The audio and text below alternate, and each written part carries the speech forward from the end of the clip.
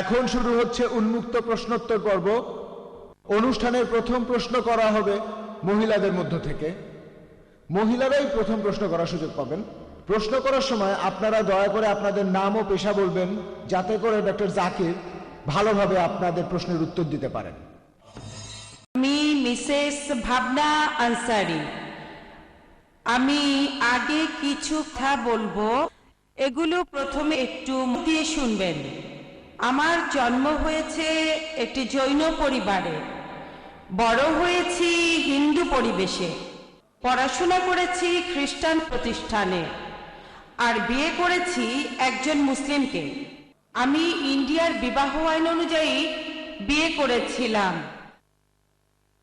আর আমি ইসলাম ধর্ম গ্রহণ করার জন্য প্রস্তুত আছি।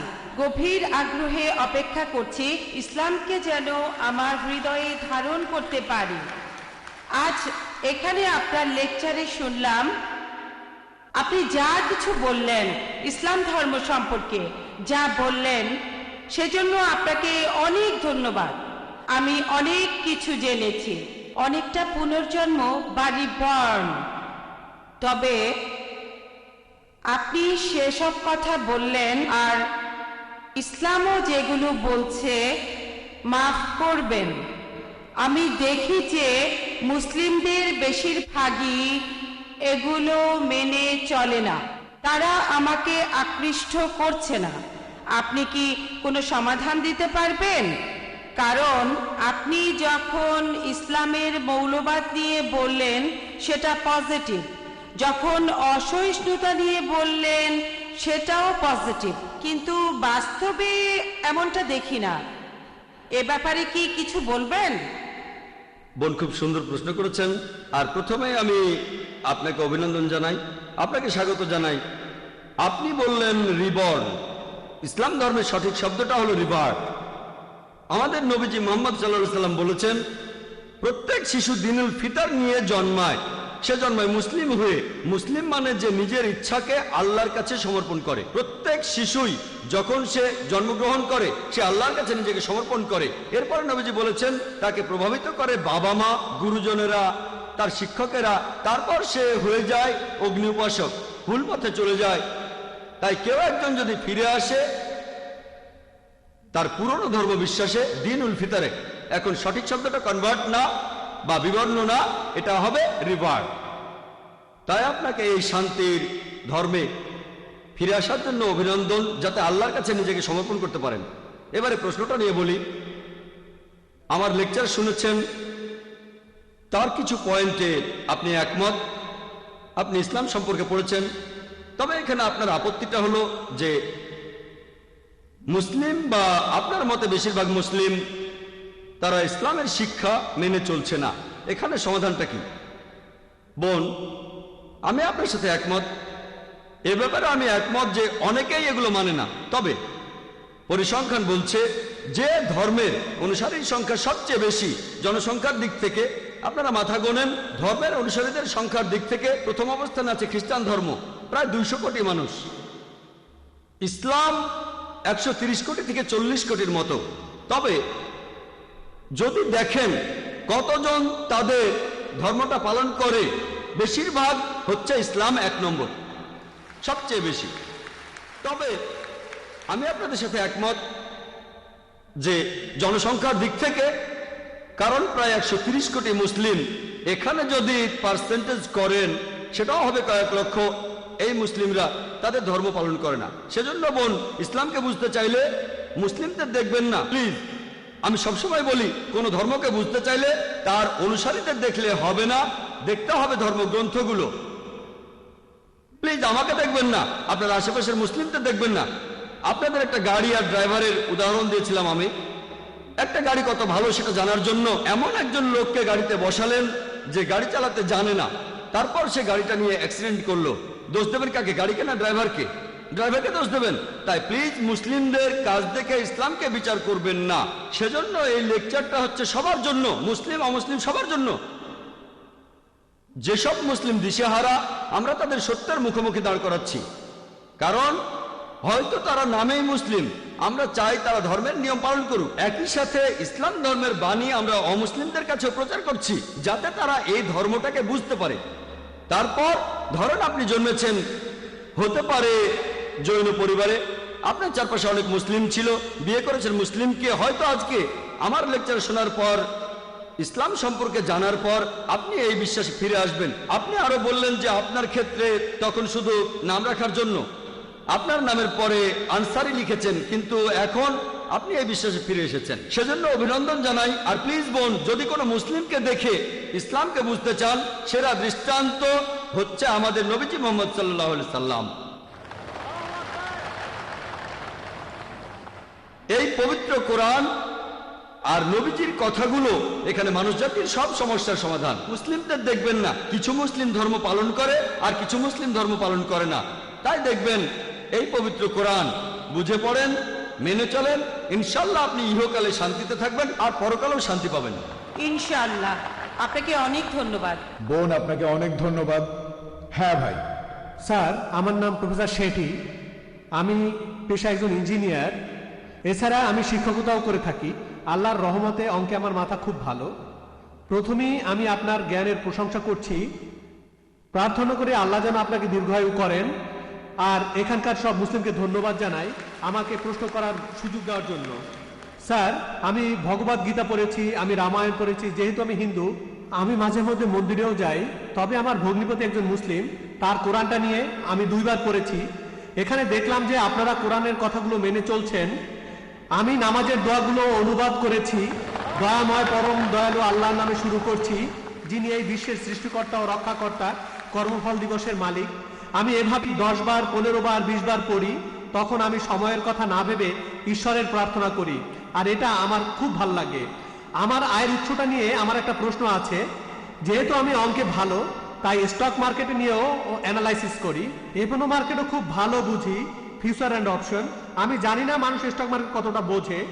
যেহেতু আমি অনেক হিসাব করে ইনভেস্ট করি, তাই সবসময় আমার কিছু লাভ থাকে। মাসের শেষ বেশ ভালো করি। এটা একটা অঙ্কের খেলা, যেটা সব মানুষ বোঝে না। এভাবে আয় করার অনুমতি কি আছে? গত 3 বছর এটা নিয়ে ভাবছি। আমি চাইলে স্টক মার্কেটে অনেক টাকা আয় করতে পারি, তবে আমি হারাম আয় চাই না। এটা নিষিদ্ধ হলে আমি আর কখনো এটা করব না। তাহলে আমি শুধুমাত্র শিক্ষকতাই করে যাব। আলহামদুলিল্লাহ। ভাই, খুব সুন্দর প্রশ্ন করেছেন। এটাও ভালো লেগেছে যে উনি ভগবদ গীতা, রামায়ণ এসব পড়ার পর 2 বার পবিত্র কোরআন পড়েছেন, এর কথাগুলো মানেন। ওনার ভগ্নিপতি একজন মুসলিম, আর উনি হচ্ছেন অঙ্কে খুব ভালো। আমিও এক সময় অঙ্কে খুব ভালো ছিলাম। স্কুলে থাকার সময় ক্লাস 1 থেকে ক্লাস 9-10 পর্যন্ত ভালো নম্বর একটা কথা পেয়েছি। বলি স্যার, আপনার মতো কাউকে আমি দেখিনি। আর আল্লাহ যদি চান, আমিও আপনার মতো একদিন হব। ঈশ্বর যদি চান, যদি আল্লাহ চান, তাহলে আমি একদিন আপনার মতোই হব। ইনশাআল্লাহ, ইনশাআল্লাহ। প্রথমে প্রশ্নের উত্তর দেই, ইনশাআল্লাহ তারপরে এই সম্পর্কে কথা বলবো। আমাকে প্রশ্ন করলেন যে আপনি স্টক মার্কেটে ব্যবসা করেন, সেখানে বিভিন্ন হিসাব নিকাশ করা হয়, আর আপনি এই গাণিতিক বিশ্লেষণে এতটাই ভালো যে প্রতি মাসে আপনার কিছু লাভ থাকে। আপনার প্রশ্ন, এটা কি হালাল না হারাম? স্টক মার্কেটের কথা যদি বলতে হয়, স্টক মার্কেট এটা হারাম না, হারাম না। আপনি যে স্টক নিয়ে ব্যবসা করছেন সেটা ইসলাম ধর্মের নিয়ম অনুযায়ী হতে হবে। ইসলাম ধর্মে যেটা হারাম সেটা হচ্ছে রিবা, অর্থাৎ সুদ। পবিত্র কোরআনে সব মিলিয়ে 8 জায়গায় বলা হয়েছে। আল্লাহ তাআলা বলছেন রিবা হচ্ছে হারাম। সূরা ইমরানের 130 নম্বর আয়াতে উল্লেখ করা হয়েছে, সূরা নিসার 161 নম্বর আয়াতে আছে, সূরা বাকারার 275 নম্বর আয়াতে 3 বার বলা হয়েছে, সূরা বাকারার 276 নম্বর আয়াতে, এছাড়াও সূরা বাকারার 278 নম্বর আয়াতে আছে, বলা হয়েছে তোমরা আল্লাহকে ভয় করো আর সুদের বকেয়াটা ছেড়ে দাও। তোমরা যদি সুদের বকেয়াটা ছেড়ে না দাও, সূরা বাকারার 279 নম্বর আয়াতে আল্লাহ বলছে আল্লাহ ও তার রাসূলের সাথে যুদ্ধের প্রস্তুতি নাও, আল্লাহ ও তার রাসূল। তাহলে সুদের কারবার করা হারাম। তবে শেয়ার মার্কেট, এখানে ইসলামের কিছুটা নিয়ম মেনে চলা হয়, সেখানে লাভ বা ক্ষতি হতে পারে। শেয়ার মার্কেটে ব্যাংক থেকে লোন দেওয়ার ব্যাপারে আমরা তখন অংশীদার হই, কারণ ব্যাংকিং সিস্টেমে ধনী লোক আরো ধনী হয়, গরিব মানুষ আরো গরিব। এভাবে সমাজে নতুন কালচার দেখা, যেমন মেয়েদের টিজ করা, তারপর বিভিন্ন জুয়ার আখড়া, মদ খাওয়ার বার, ইসলামের নিয়মটা আলাদা, ইসলাম ধর্ম একটু আলাদা। তাহলে ইসলাম আমাদের লাভ করতে উৎসাহিত করে। স্টক মার্কেটে আপনি কি করেন? শেয়ার কেনেন। এভাবে আপনি সেই কোম্পানির সদস্য হয়ে গেলেন, হোক 1%, 10%, 0.1%, 0.01%। তাহলে ব্যবসায় লাভ বা ক্ষতি ইসলামে এটার অনুমতি আছে। তাই আপনি যদি শেয়ারের ব্যবসা করেন আর সেই ব্যবসা যদি ইসলামিক শরিয়ার নিয়মগুলো মেনে করেন, যদি আপনি এমন কোনো কোম্পানির শেয়ার না কেনেন যারা অ্যালকোহল বিক্রি করে, যারা সুদের কারবার করে, ফাইন্যান্সিয়াল কোম্পানি হতে পারে, ব্যাংক অথবা কোনো ফাইন্যান্সিয়াল লিজিং কোম্পানি, যেসব কোম্পানি অশ্লীল ছবি বানায় বা পর্নোগ্রাফি, সমাজের জন্য এসব ক্ষতিকর জিনিস, কোন কোম্পানি যদি এসবে ইনভেস্ট করে আপনি তেমন কোনো জায়গায় যাবেন না। অ্যালকোহলিজম বা ড্রাগস বা ফার্মাসিউটিক্যালস কোম্পানিগুলো ঠিক আছে, ড্রাগস মানে কোকেন, ব্রাউন সুগার অথবা নেকেড সিনেমা বানায় তেমন ফিল্ম কোম্পানি, আপনি যদি এমন কোনো কোম্পানি শেয়ার কেনেন এটা হারাম। দ্বিতীয়ত, আপনি যদি অনুমান করে থাকেন যে এটা জুয়া খেলা, আপনি তো স্টক মার্কেটে আছেন, লোকে শেয়ার কেনে 2 সপ্তাহ পরে সেগুলো আবার বেচে দেয়, হয়তো আগে থেকে জানে অথবা অন্য কোনো কারণে।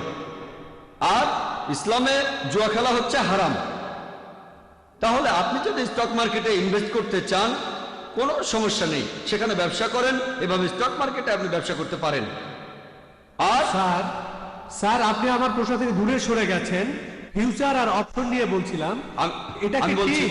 আমি বলছি আপনি 10 টাকা দিয়ে 100 টাকার শেয়ার কিনলেন, তারপর সেটা বছরের পর বছর রেখে দিলেন। বলছি, আমি সামগ্রিকভাবেই বলছি, একটা পয়েন্ট না। ধন্যবাদ, আপনাকে ডিস্টার্ব করার জন্য দুঃখিত।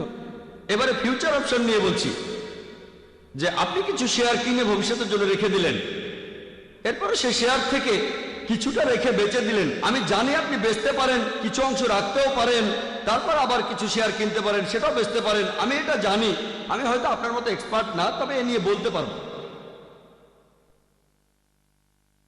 ভবিষ্যতের কথা যদি বলেন এটার অনুমতি নেই, এটা হারাম। মার্জিন ট্রেডিং, যেটা দেখবেন রিয়েল এস্টেট ব্যবসায়, আপনি 10%-এ কিনলেন, সেটার দাম বেড়ে গেল, কারণ কোনো ফ্ল্যাট কিনতে গেলে টাকা দেবেন কিস্তিতে, কিস্তির মেয়াদ 2 বছর, এখন 10% দিলেন, পরে 20%, তারপর দাম বাড়লো, আপনি বেচে দিলেন, ঠিক আছে। শেয়ারের ক্ষেত্রে এমনটা হয় না, স্টকের ক্ষেত্রে এমনটা হয় না। এক্ষেত্রে জিনিসটা আপনার হাতে নেই, আপনি আংশিক টাকা দিয়েছেন, তারপর অন্য কেউ আপনার পেছনে আসলো, এটা যদি পড়ে যায়, তাই হেজ ফান্ড থাকে, হেজিং জানেন, হেজ ফান্ড থাকে। ইসলামে এইসব জিনিসের অনুমতি নেই। তবে পিওর স্টক যদি সেটাই আপনার ব্যবসা হয়ে থাকে, সেটা ইসলামিক হলে অনুমতি আছে। এরপর আপনি আরো বলেছেন শেয়ারের ব্যবসা করে আপনি অনেক টাকা জমিয়েছেন, এটার অনুমতি না থাকলে আপনি বাদ দেবেন। এভাবে যে টাকা জমিয়েছেন এটা যদি অনুমোদিত না হয় আপনি বাদ দেবেন। এখানে আসল কথা হলো আমরা শান্তি চাই ইহকালে আর আখিরাতে। পরকালের যে শান্তি সেটা দীর্ঘস্থায়ী শান্তি। তাহলে যদি হালাল উপার্জন করেন ইনশাল্লাহ আপনি ইহকালেও ভালো থাকতে পারবেন, পরকালেও থাকবেন। আমি আল্লাহর কাছে দোয়া করছি যেন শান্তি ও সাফল্য পান এই পৃথিবীতে, এছাড়া পরকালেও শান্তি পান। আশা করি উত্তরটা পেয়েছেন। ধন্যবাদ। হ্যাঁ ভাই। আমার নাম অভিষেক। আমি 14 বছর বয়সে বাসায় ঝগড়াঝাটি করে পালিয়ে গিয়েছিলাম। সৌদি আরবের এক লোক আমাকে তখন কেরালায় নিয়ে যায়। তার কাছে ইসলাম সম্পর্কে জেনেছি। 2 বছর আগে আমি ইসলাম ধর্ম গ্রহণ করেছি। আমি এখন সব দর্শক শ্রোতার সামনে সাক্ষ্য দিচ্ছি, আশহাদু আন লা ইলাহা ইল্লাল্লাহ, আশহাদু আন্না মুহাম্মাদান আবদুহু ওয়া রাসূলুহু।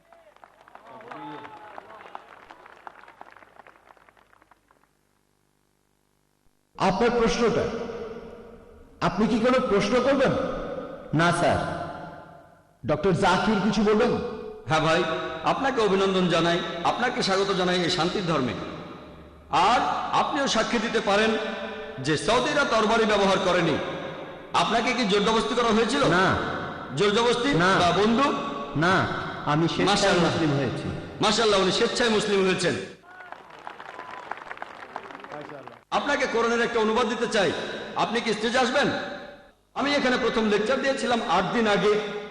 সেদিন এক বোন ইসলাম গ্রহণ করেছিলেন, আমি তার চেহারাটা দেখতে পাইনি। আমি শুধু বাম দিকের মাইকের প্রশ্নকারী চেহারাটা দেখতে পাই, বাম দিকের মাইক আর কাউকে দেখতে পাই না। প্রথম দিনের সেই মহিলাকেও আমি দেখিনি। আর শনিবারে IBS এ প্রশ্ন করলো গোয়েন্দারা যে সেই মহিলা কোথায়। বললাম আমি তো তাকে চিনি না, আপনারা হয়তো টিভিতে তাকে দেখেছেন, এখানে অনেক মানুষ আছেন, টেলিভিশনে দেখলে হয়তো সেই মহিলাকে আপনারা দেখতে পারেন। আপনি এখানে সাক্ষ্য দিতে পারেন যে আপনাকে জবরদস্তি করা হয়নি, এখানে জবরদস্তি করা যায় না, মুসলিম বানানো যায় না, স্বেচ্ছায় করলে হতে পারে।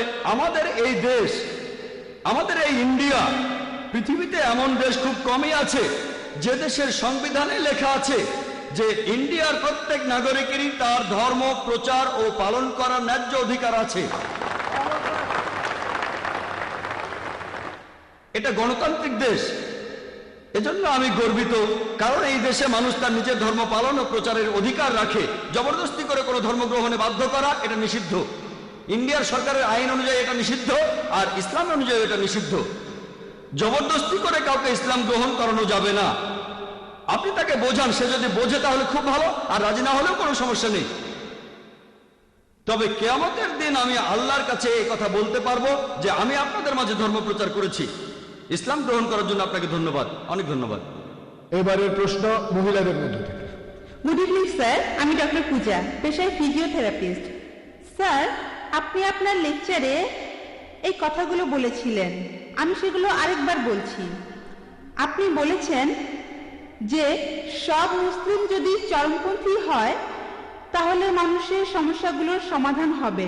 আমি ছোট একটা কারেকশন করেছি, আপনার চাইতে আমি অনেক ছোট, সেজন্য ক্ষমা চাইছি। তবে আমার কাছে মনে হয় যে আপনি যদি এভাবে বলতেন তাহলে কথাটা আরো গ্রহণযোগ্য হতো। যদি সব মানুষ চরমপন্থী হয় তাহলে মানুষের সমস্যাগুলোর সমাধান হবে। হতে পারে সেই মানুষ মুসলিম বা হিন্দু বা খ্রিস্টান বা অন্য ধর্মের। ডক্টর পূজা খুব সুন্দর প্রশ্ন করেছেন। আমি ভুল বলে থাকলে সেটা স্বীকার করতে কোনো আপত্তি নেই।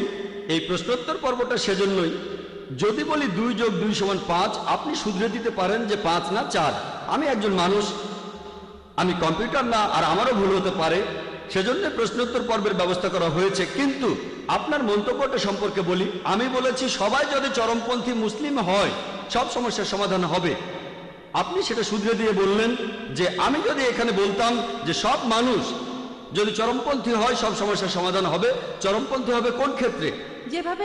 যেভাবে আপনি বলেছেন, যেভাবে আচ্ছা। আপনি যেমনটা বলেছেন, চরম পরোপকারী, চরম বলতে যদি দয়ালু। আমার লেকচারটা শুনে থাকেন, আমি বলেছি যে চরমপন্থী মুসলিম সেই হতে পারে যে চরম দয়ালু, চরম ক্ষমাশীল, চরম পরোপকারী, চরমভাবে সৎ, চরম ন্যায়বান। একজন ডাকাতও তো চরমপন্থী হতে পারে, যে ডাকাতি করে, ধর্ষকও চরমপন্থী হতে পারে। যদি বলি সবাই চরমপন্থী হলে সমাধান, তাহলে সেই ধর্ষক খুশি হবে, সে তো একজন চরমপন্থী ধর্ষক, তাই না? অথবা একজন চরমপন্থী সন্ত্রাসী, এটা অন্য অর্থে।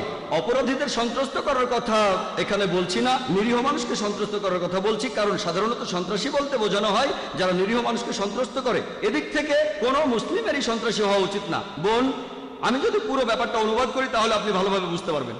আমি যেটা বলেছিলাম, প্রত্যেক মানুষ যদি চরমপন্থী মুসলিম হয়, অর্থাৎ যদি প্রত্যেক মানুষ একেবারে চরমভাবে শান্তিকামী হয়, আল্লাহর কাছে আত্মসমর্পণ করে, তাহলে মানুষের সব সমস্যার সমাধান হবে। যেহেতু আরবি শব্দটা ব্যবহার করেছি, এটা আবার অনেকে হজম করতে পারে না। আপনার কথা বলছি না বোন, আমি মিডিয়ার কথা বলছি। ইসলাম অথবা মুসলিম এই কথাগুলো তারা হজম করতে পারে না, তাই আমি কথাগুলো অন্যভাবে বলছি যাতে করে অমুসলিমরাও এটা বুঝতে পারে। যদি প্রত্যেক মানুষ একেবারে চরমভাবে শান্তিকামী হয়, আল্লাহর কাছে নিজের ইচ্ছাকে সমর্পণ করে, মানুষের সব সমস্যার সমাধান হবে। হোক সেই মানুষ মুসলিম, হিন্দু বা খ্রিস্টান। এরপরে যদি বলেন হোক সে হিন্দু, মুসলিম, খ্রিস্টান, ধর্ষক, ডাকাত, তাহলে কোনো কাজ হবে না বোন। কারণ মুসলিম মানে যে আল্লাহর কাছে আত্মসমর্পণ করে, তাকে মুসলিম হতেই হবে। হিন্দু কেউ আল্লাহর কাছে আত্মসমর্পণ করলে খুব ভালো। হিন্দু হবে না? না না এটা না, তাহলে কেমন? বোন আমাকে বলতে দেন, পরের প্রশ্ন পরে করেন, তখন উত্তর দেব। ঠিক আছে। আপনি ঠিকই বলেছেন। হিন্দু শব্দটার মানে কি জানেন আপনি? হিন্দু হলো একটা ভৌগোলিক অবস্থান। হিন্দু মানে সেই মানুষগুলো যারা থাকে ইন্ডিয়ায়। এভাবে বললে আমিও একজন হিন্দু বোন, আমিও একজন হিন্দু মুসলিম, ভৌগোলিক অবস্থানের দিক থেকে। তবে এই হিন্দু শব্দটা প্রথম ব্যবহার করেছে আরবরা যখন তারা ইন্ডিয়া এসেছিল। যখন সৌদি আরবে গিয়েছিলাম তারা বলে হিন্দিয়া, হিন্দিয়া, হিন্দু। এটা জানেন, হিন্দু বলতে ভৌগোলিক অবস্থানকে বোঝানো হয়, কিন্তু এখন শব্দটাকে ভুল অর্থে প্রয়োগ করা হয় একটা ধর্মকে বোঝানোর জন্য। স্বামী বিবেকানন্দের কথা অনুযায়ী তিনি বলেছেন এই ধর্মের অনুসারীদের বলা উচিত বেদান্তবাদী, কারণ তারা বেদের কথা মেনে চলে। হিন্দু শব্দটা একটা মিসনোমার। বিশেষজ্ঞদের জিজ্ঞেস করেন, আপনি বললেন একজন হিন্দু কি মুসলিম হতে পারে? ভৌগোলিক অবস্থান বললে আমি একজন হিন্দু, আমি ইন্ডিয়াতে বাস করি, আল্লাহর কাছে আত্মসমর্পণ করেছি, আমি একজন শান্তিকামী মানুষ। তবে প্রত্যেক মানুষ, এক মিনিট বোন, এক মিনিট, আমেরিকানরাও ভালো মানুষ হতে পারে, ইংরেজরাও ভালো মানুষ হতে পারে। যদি বলি পৃথিবীর সব মানুষ ইন্ডিয়ায় থাকবে, সেটা এখানে সম্ভব হচ্ছে না, তাহলে সবাই হিন্দু হতে পারছে না। বোন, আগে উত্তরটা শেষ করতে দেন। আপনি প্রশ্ন করেছেন, আমি সেটার উত্তর দিচ্ছি। আপনি প্রশ্ন করেছেন, আমি উত্তর দিচ্ছি। আপনি আরেকটা চান্স পাবেন, সমস্যা নেই বোন, অবশ্যই। তবে আগে শেষ করতে দেন। আপনি যে শব্দটা বলেছেন সেটার অর্থ আপনার জানা উচিত। যদি পৃথিবীর সবাই ইন্ডিয়ায় থাকে, ইন্ডিয়ার সরকার সমস্যায় পড়ে যাবে। তারা বলে হাম দো হামারে দো, এক কে বাদ আবি নেই, দো কে বাদ কাবি নেই। ফ্যামিলি প্ল্যানিং এর কথা বলে, আমরা দুইজন সন্তান, দুইজন, হাম দো হামারে দো, এক কে বাদ আবি নেই, দো কে বাদ কাবি নেই। এক সন্তানের পরে একটু বিরতি, দ্বিতীয় সন্তানের পরে আর কোনো সন্তান নেবেন না। ফ্যামিলি প্ল্যানিং এই সম্পর্কে বলেছি কোরআন এন্ড মডার্ন সায়েন্সে। তাই বোন, আপনি যে শব্দটা বলেছেন সেটার অর্থ না জানলে আপনি ভুল বুঝতে পারেন। আপনি যদি একজন হিন্দু হন, ঈশ্বরের কাছে আত্মসমর্পণ করেন, এরপর যদি বেদ মেনে চলেন, আমার লেকচার যদি দেখে থাকেন ইসলাম ধর্ম আর হিন্দুইজমের মধ্যে সাদৃশ্য নিয়ে, বেদ বলছে তোমরা এক ঈশ্বরকে বিশ্বাস করবে।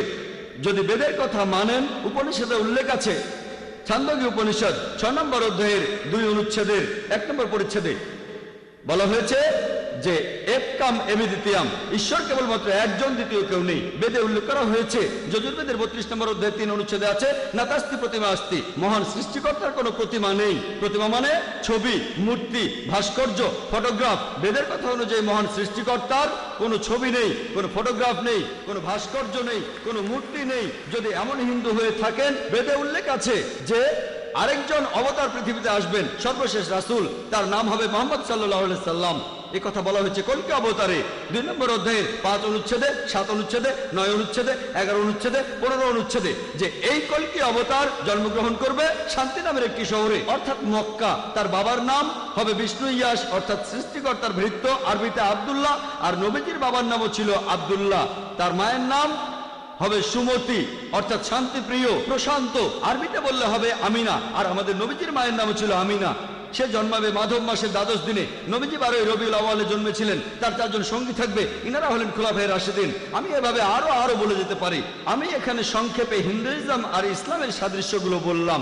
আমি আপনাকে যেটা বলবো, আসলে এটা মেনে নেই। অন্তত একটা বই ঈশ্বর পাঠিয়েছেন। হিন্দুরা বলবে যে বেদ হচ্ছে ঈশ্বরের বাণী, খ্রিস্টানরা বলবে বাইবেল ঈশ্বরের বাণী, মুসলিমরা বলবে কোরআন ঈশ্বরের বাণী। ধর্মগ্রন্থগুলোতে যে কথাগুলো এক, আসল সেই সাদৃশ্যগুলো দেখি। তাআলা ইলা কালিমাতিন সাওয়াইন বাইনানা ওয়া বাইনাকুম, এসো সেই কথা যাহা তোমাদেরও আমাদের মধ্যে এক। এখন যেখানে সাদৃশ্য নেই সেটা নিয়ে এখন লড়াই করব না, পরে কোনো একদিন করব।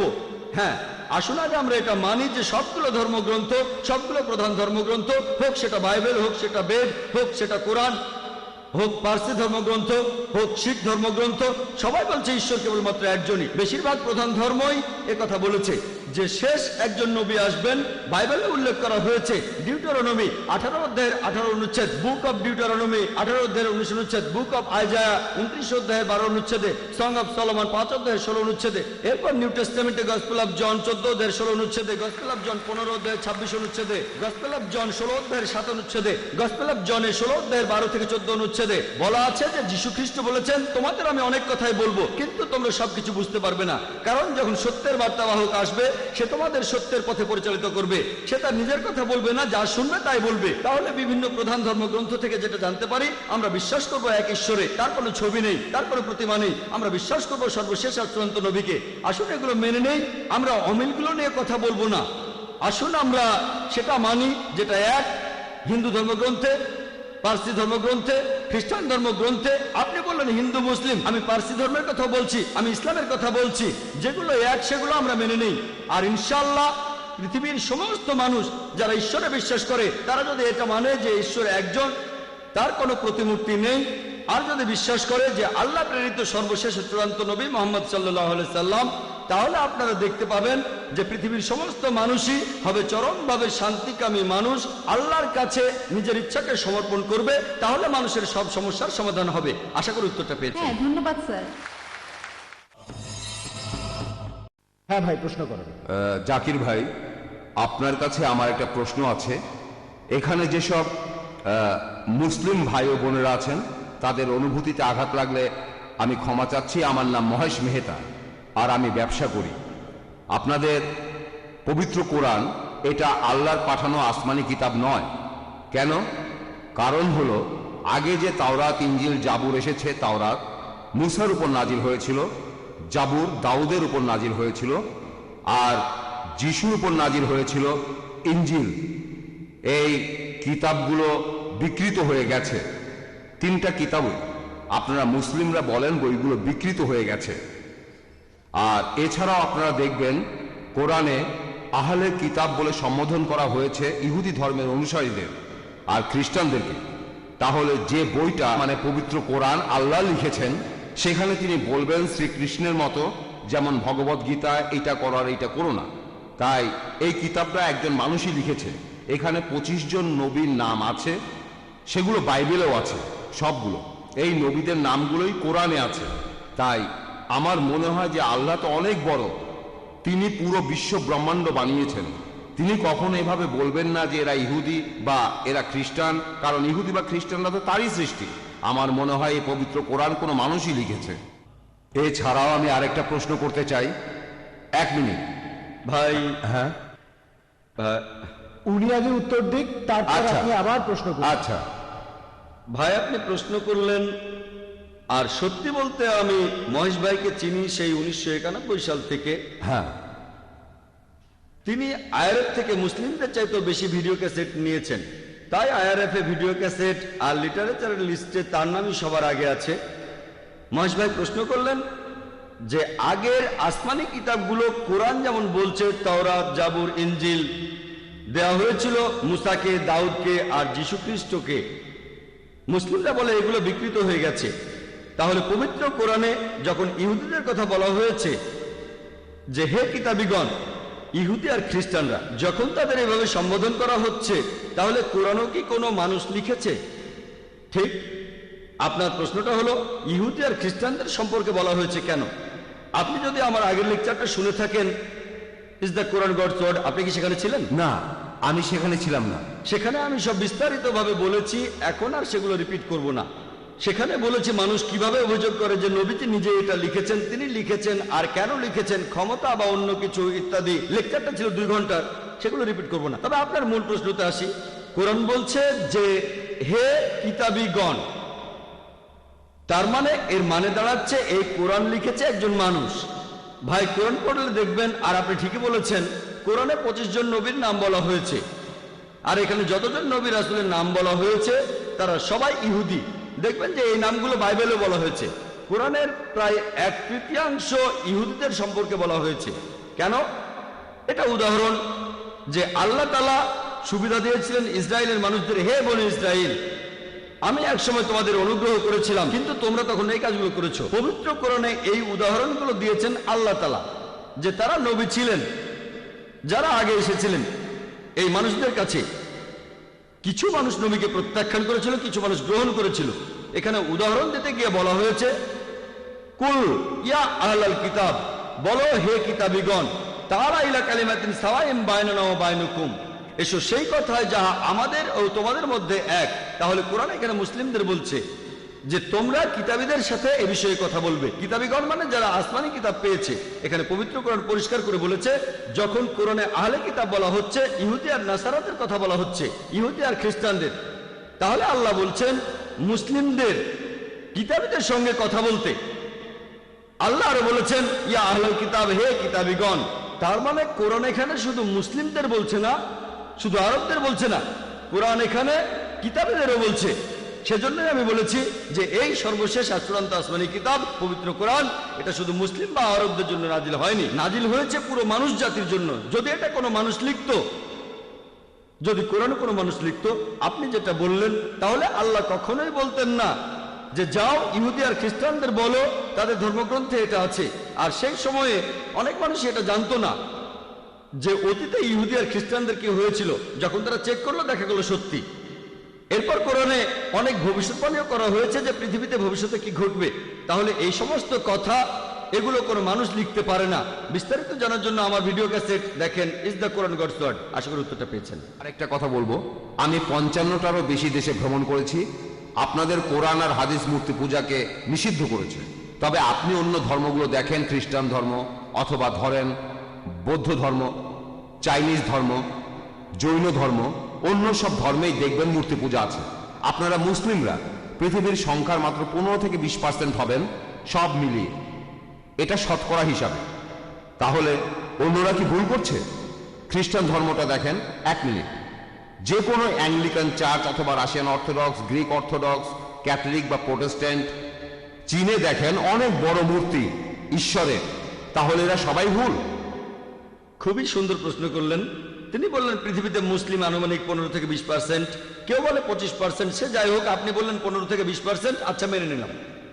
আপনি বললেন যে খ্রিস্টানরা তারা মূর্তি পূজা করে, আমিও একমত। আপনি বললেন যে বৌদ্ধরা বিশাল মূর্তি বানায়, তারা কি সবাই ভুল? ভাই, ইসলামের সংখ্যাগুরু হলে জেতা যায় না। ইসলামে সত্য সবার উপরে। বেশিরভাগ মানুষ এই কয়েকশো বছর আগেও মনে করত পৃথিবীর সমতল। বেশিরভাগ, এটা কি জানেন? কয়েকশো বছর আগেও বেশিরভাগ মানুষ মনে করত পৃথিবীর সমতল। পৃথিবী কি সমতল ভাই মহেশ? না না। তাহলে বেশিরভাগ মানুষেরও ভুল হতে পারে। ইসলাম ধর্মে আল্লাহ পবিত্র কোরআনে বলেছেন, সূরা ইসরার 81 নম্বর আয়াতে উল্লেখ করা হয়েছে, ওয়াকুল জাল হক ওয়া জাকাল বাতিল ইন্নাল বাতিলা কানা জাউকা। বলো সত্য উপস্থিত হয়েছে, মিথ্যা বিলুপ্ত হয়েছে, কারণ মিথ্যা প্রকৃতিগত কারণে বিলুপ্ত হবে। সেজন্য ইসলাম ধর্মের সংখ্যাগুরু হলে জেতা যায় না। যদি আমেরিকা যান, সেখানে দেখবেন পর্নোগ্রাফি, এটা নিষিদ্ধ না। আপনি এটা বিশ্বাস করেন? না, অনেক ইউরোপিয়ান দেশে এটা দেখা যায়। পর্নোগ্রাফিতে বিশ্বাস করেন?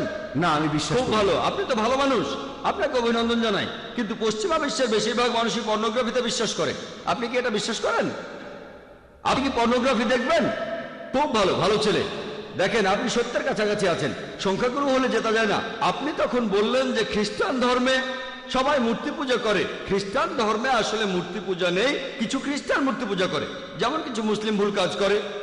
যদি খ্রিস্টানদের বাইবেল পড়েন, আর আমিও নিশ্চিত যে আপনি বাইবেল পড়েছেন, বাইবেলে উল্লেখ করা আছে, বুক অব ডিউটেরোনমি 5 নম্বর অধ্যায়ের 7 থেকে 9 নম্বর অনুচ্ছেদে বলা হয়েছে, তোমরা আমার কোনো প্রতিমূর্তি তৈরি করবে না। মহান স্রষ্টা তিনি বলেছেন, ওল্ড টেস্টামেন্টে আছে, তোমরা আমার কোনো প্রতিমূর্তি তৈরি করবে না। কোনো কিছুই না যেটার সাথে মিল আছে আকাশমণ্ডলের কিছু, পৃথিবীর কিছু, অথবা পৃথিবীর নিচের কিছু। তোমরা তাদের সেবা করবে না, তাদের কাছে নতজান্য হবে না, কারণ আমি তোমাদের ঈশ্বর এবং প্রভু খুবই প্রতিহিংসা পরায়ণ। এই কথা আবারও আছে বুক অব এক্সোডাস 20 নম্বর অধ্যায়ের 3 থেকে 5 অনুচ্ছেদে, যে তোমরা আমার কোনো প্রতিমূর্তি তৈরি করবে না, কোনো কিছুই না যার সাথে মিল আছে আকাশের কিছুর, পৃথিবীর কিছুর, অথবা পৃথিবীর নিচের কিছুর। তোমরা এদের সামনে নতজান্য হবে না, সেবা করবে না, কারণ আমি তোমাদের ঈশ্বর এবং প্রভু খুবই প্রতিহিংসা পরায়ণ। তাহলে ওল্ড টেস্টামেন্ট অনুযায়ী মূর্তি পূজা নিষিদ্ধ কাজ। আর যীশু খ্রিস্ট নিজেই বলেছেন, এটা আছে গসপেল অফ ম্যাথিউ 5 নম্বর অধ্যায়ের 17 থেকে 20 অনুচ্ছেদে, মনে করো না আমি নবীদের আইন বাতিল করতে এসেছি, এগুলোকে বাতিল করতে আসিনি, পূরণ করতে এসেছি। তোমাদের মধ্যে যদি কেউ কোনো একটা আইন ভাঙে আর অন্য কেউ ভাঙতে বলে, সে তাহলে স্বর্গের রাজ্যে প্রবেশ করতে পারবে না। আর যে এই আইনগুলো মেনে চলবে, সে স্বর্গের রাজ্যে প্রবেশ করতে পারবে। যদি তাদের ন্যায়নিষ্ঠতা গ্রন্থে বলা ন্যায়নিষ্ঠার চাইতে বেশি না হয়, তাহলে তারা স্বর্গের রাজ্যে প্রবেশ করতে পারবে না। তাহলে যীশু খ্রিস্টের কথা অনুযায়ী আপনি যদি স্বর্গের রাজ্যে প্রবেশ করতে চান, আপনাকে তাহলে ওল্ড টেস্টামেন্টের সবগুলো আইন মানতে হবে, মুসা নবীর আইন মানতে হবে। স্রষ্টার কোনো প্রতিমা বানাবেন না। তারপরও মানুষ বানায়। কেন? সব খ্রিস্টানরা কিন্তু বানায় না, প্রোটেস্ট্যান্টরা বানায় না। খ্রিস্টান ধর্ম সম্পর্কে আপনার জ্ঞান বেশ কম, আপনি এখনো ছাত্র। ক্যাথলিকরা এটা করে, তারা মূর্তি বানায়। এজন্যই প্রোটেস্ট্যান্টরা প্রোটেস্ট করেছিল যে আপনাদের কাজটা ভুল।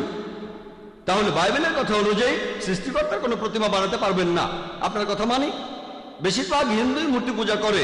আমি আগে বলেছিলাম, নাতাস্তি প্রতিমা আস্তি, মহান সৃষ্টিকর্তার কোনো প্রতিমা নেই, কোনো ছবি নেই, কোনো ভাস্কর্য নেই, তার কোনো মূর্তি নেই।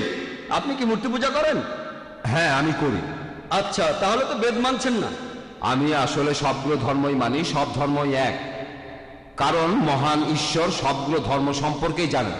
ভাই, আপনি যদি সবগুলো ধর্মই বিশ্বাস করেন, তার মানে আপনি অন্য ধর্ম পালন করছেন কিনা জানি না, তবে হিন্দু ধর্ম পালন করছেন না। আপনি হিন্দু ধর্ম পালন করছেন না। আমি আপনাকে বলি, ঈশ্বর তো ঘুমাচ্ছেন না, তিনি সবই জানেন। তিনি তো সবকিছু সৃষ্টি করেছেন, সবকিছু, তাই তিনি সবগুলো ধর্ম সম্পর্কেই জানেন, যেমন ইসলাম।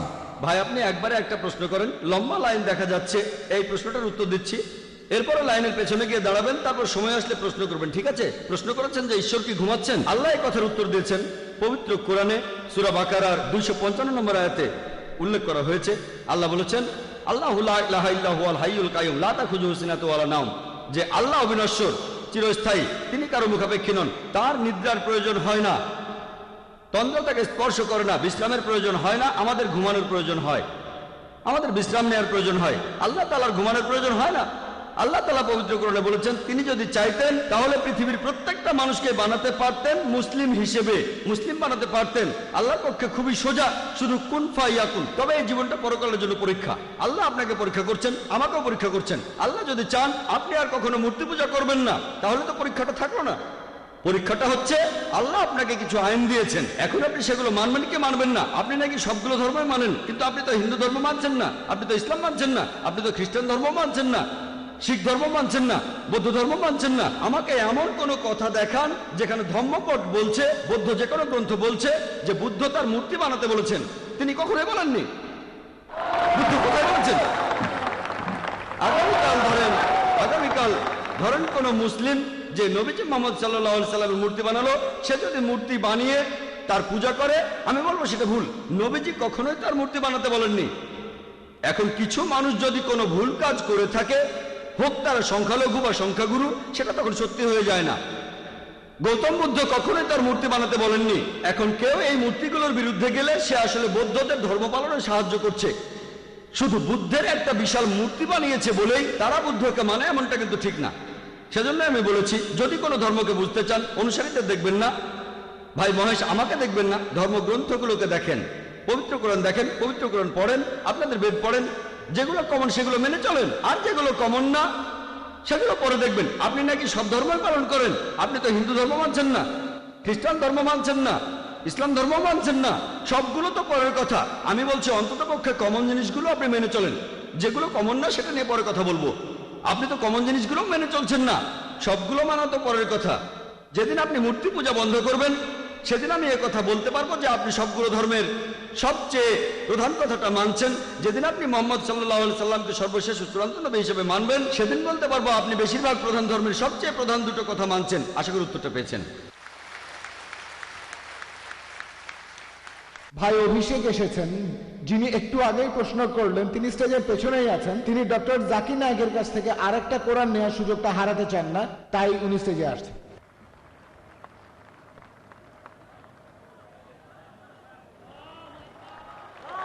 তাকবীর। উনি স্টেজের পেছনে এসে ভলান্টিয়ারদের কাছে প্রথমে বলেছিলেন, আর শুনে আমরা বললাম আলহামদুলিল্লাহ, ঠিক আছে। তাহলে মুসলিম ভাই বোনদের উপদেশ দেবেন মহাত্মা গান্ধীর নীতিগুলো অনুসরণ করতে, যেমন অহিংস আন্দোলন, সত্যগ্রহ, অথবা মহাত্মা গান্ধীর অন্য যে কোনো নীতি? ভাই, আপনি প্রশ্ন করলেন যে আমি কি মুসলিম ভাই বোনদের মহাত্মা গান্ধীর নীতি অনুসরণ করতে বলবো, তারপর বললেন যে মহাত্মা গান্ধীর যে কোনো নীতি, যেমন অহিংসা নীতি আর সত্যগ্রহ। সরি, আমি পরিষ্কার করে বলি, মহাত্মা গান্ধীর যে কোনো নীতি। আপনার প্রশ্নটা বুঝতে পেরেছি। আপনি বললেন নীতিগুলো মানে সবগুলো নীতি, তারপরে বললেন যে কোনো নীতি। আমি দুটোরই উত্তর দিচ্ছি। মহাত্মা গান্ধীর যে নীতিগুলো আছে, যেগুলো কোরআনের সাথে মিলে যায়, আল্লাহর কথার সাথে মিলে, আমাদের নবীজির কথার সাথে মিলে যায়, আমার কোনো আপত্তি নেই। মুসলিমদের বলবো সেই নীতিগুলো পুরোপুরি মেনে চলেন। যেমন ধরেন সত্যগ্রহ আন্দোলন, মহাত্মা গান্ধীর অহিংসা আন্দোলন, একই কাজ নবীজিও করেছিলেন। এমন না যে তিনি মহাত্মা গান্ধীকে অনুসরণ করেছেন, মহাত্মা গান্ধী নবীজিকে অনুসরণ করেছেন, এই ব্যাপারে পরে বলছি। আমাদের নবীজির নবুয়ত লাভের পরবর্তী সময়টা যদি দেখেন, তখন আনুমানিক 13টা বছর তিনি মক্কায় ছিলেন। তিনি অনুসারীদের বললেন খুনোখুনি নয়। অনেক অমুসলিম ইসলাম গ্রহণ করেছিল, যারা ছিল দুর্ধর্ষ যোদ্ধা। তিনি বললেন তোমাদের জিহাদ হলো সবর। সবর মানে ধৈর্য ধরা। অনেক মুসলিমকে হত্যা করা হয়েছিল, মক্কার পৌত্তলিকরা দুর্বল মুসলিমদের টার্গেট করত, তাদের অত্যাচার করত, তাদের মেরে ফেলত। যাদের শক্তি ছিল তারা খেপে গেল, তারা বলল যে আমাদের ভাইকে খুন করেছে, আমরা এখন প্রতিশোধ নেব। নবীজি বললেন তোমাদের জিহাদ হলো সাবর। দেখবেন কারো হয়তো শক্তি আছে লড়াই করার, সে যদি লড়াই করে সেটা ভালো, কিন্তু কারো লড়াই করার শক্তি আছে, তখন বলা হলো তোমরা লড়াই করো না। তারা নিজেদের সামনে রাখলো এটাই শ্রেষ্ঠ জিহাদ। আরবি জিহাদ শব্দটার অর্থ সংগ্রাম করা, এর অর্থ চেষ্টা করা। তখন আমাদের নবীজি বলেছিলেন খুনোখুনি নয়। তারা রাস্তায় নেমে পড়তেন আর বলতেন আমরা সাক্ষ্য দিচ্ছি যে আল্লাহ ছাড়া কোনো উপাস্য নেই আর মোহাম্মদ সাল্লাল্লাহু আলাইহি সাল্লাম আল্লাহর প্রেরিত রাসূল। মানুষ পাথর মারলো, তারা তাদের কিছু বলল না। তাদের অত্যাচার করা হলো কিন্তু তারা প্রতিশোধ নিল না। নবীজি তায়েফে গেলেন, লোকে পাথর মারলো, তিনি কিছুই বললেন না। তাহলে এটা হলো একটা পদ্ধতি, তবে এই পদ্ধতিটাই সব নয়। আগে আমি উত্তরটা শেষ করি। না স্যার, ডক্টর জাকিরের কথা শেষ হলে তারপর প্রশ্ন করবেন, একটু ধৈর্য ধরুন। আচ্ছা আচ্ছা ঠিক আছে। আপনি প্রশ্ন করেছেন, আমি সেটার উত্তর দিচ্ছি। মহাত্মা গান্ধীর এই নীতি, এই অহিংসা নীতি অনেক ক্ষেত্রে কাজে লাগবে, কিন্তু এখন যদি ইন্ডিয়া সরকারকে বলেন যে এই লোকটা ডাকাতি করছে, এটা অপরাধ, অ্যারেস্ট করবেন না, এই লোকটা ধর্ষণ করছে, এটা অপরাধ কিন্তু অ্যারেস্ট করবেন না, ইন্ডিয়া সরকার কি এটা মানবে? সবটাই সে দেখবেন যে পুলিশ বাহিনী আছে, এই পুলিশ সে দেশের শান্তি আর নিরাপত্তা নিশ্চিত করতে মাঝে মধ্যে তারা বল প্রয়োগ করে অপরাধীদের বিরুদ্ধে, যাতে শান্তি বজায় থাকে। আপনি ইন্ডিয়ার সরকার বা বোম্বের পুলিশ কমিশনারকে বলতে পারবেন না যে দেখেন মহাত্মা গান্ধী অহিংসার কথা বলেছেন, তাই যে ডাকাতি করছে তাকে করতে দিন, তাকে শুধু বলেন ডাকাতি করবেন না। ধরেন কেউ আপনার বোনকে ধর্ষণ করছে, শুধু বলেন ধর্ষণ করবেন না, এটা হচ্ছে অহিংসা নীতি। এই নীতিতে সব কাজ হয় না। ইসলাম ধর্মে জুলম বলে একটা শব্দ আছে, জুলম। জুলম আরবিতে এই শব্দটার অর্থ হতে পারে উৎপীড়ন, আর যে এই উৎপীড়ন করে তাকে বলা হয় জালিম, একজন জালিম। আর কোন লোকটা বেশি জালিম? যে মানুষ এই উৎপীড়ন বন্ধ করতে পারে কিন্তু তারপরেও করে না। নবীজি মুহাম্মদ সাল্লাল্লাহু আলাইহি সাল্লাম বলেছেন, সহিহ মুসলিমে উল্লেখ আছে, যদি খারাপ কাজ হতে দেখো তোমার হাত দিয়ে তা থামাও, যদি হাত দিয়ে থামাতে না পারো তাহলে তোমার মুখ দিয়ে থামাও, যদি মুখ দিয়ে থামাতে না পারো তাহলে মনে মনে অভিশাপ দাও, আর মনে মনে অভিশাপ দিলে তুমি হবে সবচেয়ে নিচু স্তরের মুমিন, সবচেয়ে নিচু স্তরের মুসলিম। যদি আপনি দেখেন কেউ ধর্ষণ করছে, মহাত্মা গান্ধী বলেছেন ধর্ষণ করবেন না, তখন যদি আপনার তাকে থামানোর সামর্থ্য থাকে আপনার হাত দিয়ে তাকে থামান। সে হয়তো আপনার বোন না, হয়তো আপনার মা না। যদি দেখেন কেউ ধর্ষণ করছে, তাকে হাত দিয়ে থামাতে পারলে আপনার হাত দিয়ে থামান। যদি সেটা না পারেন, যদি দুর্বল হন, শরীরে শক্তি না থাকে, মুখে বলেন ভাই সাহেব ধর্ষণ করবেন না, বলাৎকার করবেন না, ভাই ধর্ষণ করবেন না, আপনার মুখ দিয়ে তাকে বলেন। যদি ভাবেন আমি মুখে বারণ করলে লোকটা আমাকে মেরে ফেলবে, অন্তত পক্ষে মনে মনে অভিশাপ দেন। তাহলে পরিস্থিতির উপর নির্ভর করে কাজের পদ্ধতিও বদলাবে। নবীজি যখন মদিনায় গেলেন, একসময় শান্তি বজায় ছিল, তারা হুদাইবিয়ার সন্ধি করল। মক্কার মুশরিকরা মুসলিমদের সাথে তখন একটা চুক্তি করলো, মুশরিকরা চুক্তি ভঙ্গ করলো, তারপর যুদ্ধ বেঁধে গেল। আল্লাহ তাআলা তখন বললেন যুদ্ধক্ষেত্রে কাফিরদের দেখলে ভয় পেও না, লড়ো, হত্যা করো, পরিস্থিতির উপর নির্ভর করবে। একজন বিখ্যাত ঐতিহাসিকের কথা অনুযায়ী মাইকেল এইচ হার্ট তার একটা বইতে তিনি পৃথিবীর ইতিহাসে 100 জন প্রভাবশালী মানুষের কথা বলেছেন। 1 নম্বরে তিনি বলেছেন মুহাম্মদ সাল্লাল্লাহু আলাইহি সাল্লামের কথা। শুধুমাত্র এই জন্যই কথাটা বলছি না, তিনি এখানে আরো বলেছেন মহাত্মা গান্ধী সম্পর্কে। মাইকেল এইচ হার্ট খুব বিখ্যাত ঐতিহাসিক, ইতিহাসের 100 জন প্রভাবশালী মানুষের কথা বলার পরে তিনি সেখানে বেশ কিছু কথা বলেছেন। এখানে তিনি তখন মহাত্মা গান্ধী সম্পর্কে বলেছেন। তিনি লিখেছেন যে মহাত্মা গান্ধীর এই সত্যাগ্রহ আন্দোলন, যেটা ছিল তখনকার গুরুত্বপূর্ণ আন্দোলন, এটার জন্যই নাকি ব্রিটিশরা তখন ফিরে গিয়েছে। কিন্তু তিনি বলেছেন যদি এই আন্দোলনটা না হতো তারপরও ইন্ডিয়া ঠিকই স্বাধীন হয়ে যেত। এটা বলেছেন বিখ্যাত ঐতিহাসিক মাইকেল এইচ হার্ট। তাহলে যেটা বুঝতে পারি, পরিস্থিতির উপর নির্ভর করে কাজের পদ্ধতিটা ঠিক করতে হবে। সব সময় অহিংসা নীতি চলবে না। মাঝে মধ্যে দেশে শান্তি বজায় রাখার জন্য আমাদের বল প্রয়োগ করতে হয়। যেমন দেখেন প্রত্যেক দেশে পুলিশ বাহিনী থাকে, আইন প্রয়োগ করে। কেউ যদি কোনো কিছু নিয়ে বাড়াবাড়ি করে, ধর্ষণ করে, ডাকাতি করে, নিরীহ মানুষদের ক্ষতি করে, তখন শেষ উপায় হিসেবে প্রত্যেক দেশের পুলিশ যেমন বল প্রয়োগ করে, একইভাবে ইসলাম বলছে যে শেষ উপায় হিসেবে, শেষ অবলম্বন হিসেবে মাঝে মধ্যে শান্তি বজায় রাখার জন্য বল প্রয়োগ করতে হয়। আশা করি উত্তরটা পেয়েছেন। আর কিছু বলতে চাইলে এখন বলতে পারেন। না স্যার, উত্তরে আমি সন্তুষ্ট। আপনাকে অনেক সেজন্য ধন্যবাদ। বলেছিলাম বাধা দেবেন না, এটা আমার পেশা, আমি এই কাজটাই করি। পুরো উত্তরটা শুনলে তারপর বুঝতে পারবেন। আমি শুরু করলে যদি হাত তোলেন, যখনই আপনি আপনার হাতটা তুলছেন আপনার মাথায় তখন প্রশ্নটা ঘুরছে, আমার উত্তরটা শুনছেন না। যখন আপনি শুনেছেন মনোযোগ দিয়ে ইনশাল্লাহ, তাহলে বুঝতে পারবেন। না পারলে ইনশাল্লাহ আপনি আরো সুযোগ পাবেন।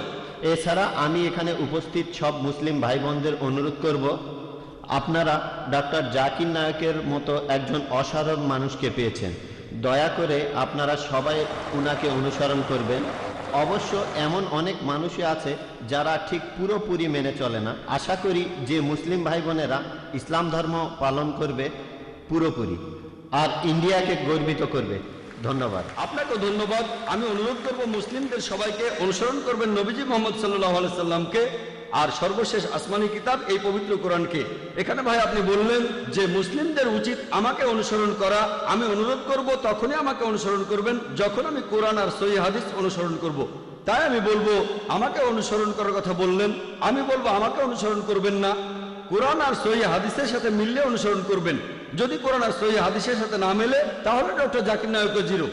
জাকির নায়কেরও তখন কোনো মূল্য নেই। আমি যা বলছি সেটা যদি চূড়ান্ত আসমানি কিতাব পবিত্র কোরআনের সাথে মেলে আর শেষ নবী মুহাম্মদ সাল্লাল্লাহু আলাইহি সাল্লামের কথার সাথে মেলে তাহলে অনুসরণ করবেন। আমি অনুরোধ করব আমার কথার সাথে কোরআন আর হাদিসের মিল থাকলে তবে অনুসরণ করবেন। হ্যাঁ বোন, এবারে পরের প্রশ্ন। আসসালামু আলাইকুম, আমি ভাগ্যশ্রী সাওয়ান্ত। আমি অমুসলিম। এখানে সবার সামনে আমি ইসলাম গ্রহণ করতে চাই, কারণ আমি চাই কিয়ামতের দিন আপনারাও আমার পক্ষে সাক্ষ্য দেবেন। আশহাদু আন্না ইল্লাল্লাহ, আশহাদু আন্না মুহাম্মাদু রাসূলুল্লাহ। মাশাআল্লাহ বোন, উনি ডক্টর জাকিরের সাথে কথাগুলো আরেকবার বললে ভালো। এখন আমি বলছি আর আমার সাথে সাথে আপনিও বলুন। আশহাদু আল্লা ইলাহা আশহাদু আন্না ইলাহা ইল্লাল্লাহ ইল্লাল্লাহ ওয়া আশহাদু আন্না ওয়া আশহাদু আন্না মুহাম্মাদান মুহাম্মাদান আবদুহু ওয়া রাসূলুহু। রাসূলুল্লাহ। আমি সাক্ষ্য দিচ্ছি আমি সাক্ষ্য দিচ্ছি যে আল্লাহ ছাড়া কোনো উপাস্য নেই, আল্লাহ ছাড়া কোনো উপাস্য নেই, আর নবীজি মুহাম্মদ আর মুহাম্মদ সাল্লাল্লাহু আলাইহি সাল্লাম সাল্লাল্লাহু আলাইহি সাল্লাম হলেন মহান আল্লাহ তাআলার প্রেরিত পুরুষ। হলেন আল্লাহ তাআলার প্রেরিত পুরুষ। শান্তির ধর্মে আপনাকে স্বাগতম বোন। আমাদের এই এক্সিবিশন অ্যান্ড কনফারেন্সে এই 10 দিনে অনেক মানুষই ইসলাম ধর্ম গ্রহণ করেছেন। আমাদের বক্তাদের কাছে বিভিন্ন প্রশ্ন করা হয়েছে, তারা বুঝেছেন যে এটাই হচ্ছে একমাত্র সমাধান মানুষের জন্য। আপনাকে অনেক ধন্যবাদ বোন, আর আল্লাহর কাছে দোয়া করছি যেন আপনি জান্নাতে যেতে পারেন, পৃথিবীতে শান্তি পান আর পরকালেও শান্তি পাবেন ইনশাআল্লাহ। আপনি প্রশ্নটা করতে পারেন। আমার বান্ধবী এমবিএ এর ছাত্রী, তার প্রশ্ন হলো আল্লাহকে কেন আল্লাহ বলে ডাকা হয়, অন্য কোনো নামে ডাকা হয় না কেন? বোন আপনি প্রশ্ন করলেন যে আল্লাহকে কেন আল্লাহ বলে ডাকা হয়, কোন নামে কেন ডাকা হয় না। এর উত্তর আছে পবিত্র কোরআনের সূরা ইসরায় 110 নম্বর আয়াতে উল্লেখ করা হয়েছে।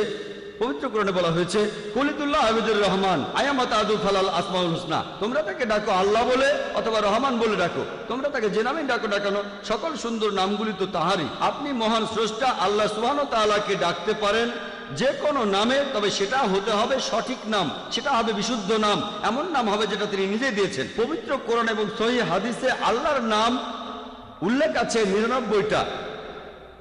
আর রহমান, আর রাহিম, আল কারিম, আল হাকিম, পরম দয়ালু, পরম করুণাময়, পরম জ্ঞানী, সব মিলিয়ে 99টা, আর সবার উপরে সেটা আল্লাহ।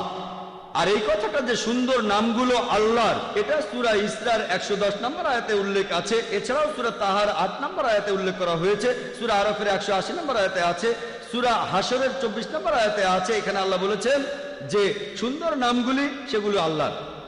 আর সবচেয়ে শ্রেষ্ঠ নাম আল্লাহ। এখন আমরা মুসলিমরা আল্লাহ তাআলাকে কেন আরবিতে আল্লাহ বলে ডাকি, কেন ইংরেজিতে গড বলে ডাকি না?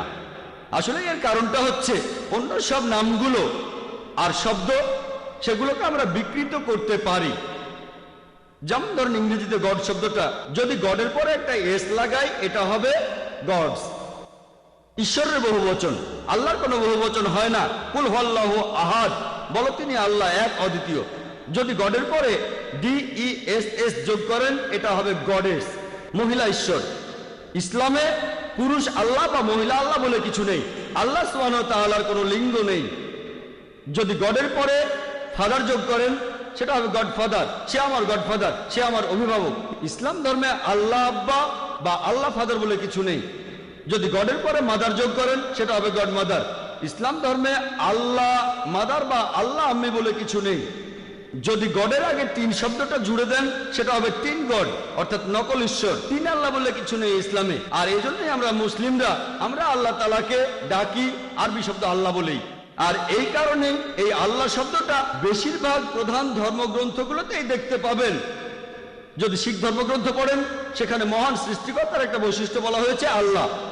যদি খ্রিস্টানদের বাইবেল পড়েন গসপেল অফ মার্ক 15 অধ্যায় 34 অনুচ্ছেদে আছে, গসপেল অফ ম্যাথিউ 27 অধ্যায়ের 46 অনুচ্ছেদে আছে, বলা আছে যে যীশু খ্রিস্টকে যখন ক্রুশবিদ্ধ করা হলো তিনি বলেছিলেন আল্লাহ আল্লাহ লামা সাবাক্তানি, ঈশ্বর ঈশ্বর কেন তুমি আমাকে ত্যাগ করলে?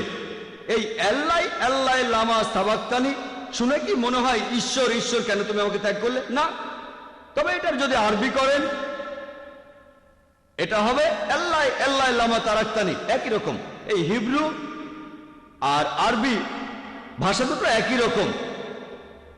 আর আপনারা ধর্মীয় ডিকশনারিতে দেখবেন সেখানে বলা হয়েছে আল্লাহ বা আল্লাহ একই কথা, আল্লাহ ALAH একই। তাহলে আল্লাহ শব্দটা বাইবেলেও আছে, হিন্দু ধর্মগ্রন্থেও আছে, বেদে উল্লেখ করা আছে। একটা আলাদা উপনিষদ আছে যার নাম আল্লাহ উপনিষদ। তাহলে এই আল্লাহ শব্দটা এই শব্দটা উল্লেখ করা হয়েছে বিভিন্ন প্রধান ধর্মগ্রন্থে।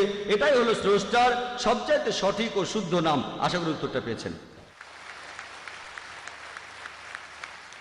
হ্যাঁ ভাই। স্যার, আমার নাম গিল রয়, বোম্বেতে থাকি, আমি ব্যবসা করি। আমাকে সুযোগ দেওয়ার জন্য ধন্যবাদ। প্রশ্ন করার জন্য অনুষ্ঠানটা বেশ উপভোগ করেছি, এই প্রথম এসেছি। আমার প্রশ্নটা ধর্মান্তরিত হওয়া প্রসঙ্গে, ইসলামে আসা অথবা বের হয়ে যাওয়া।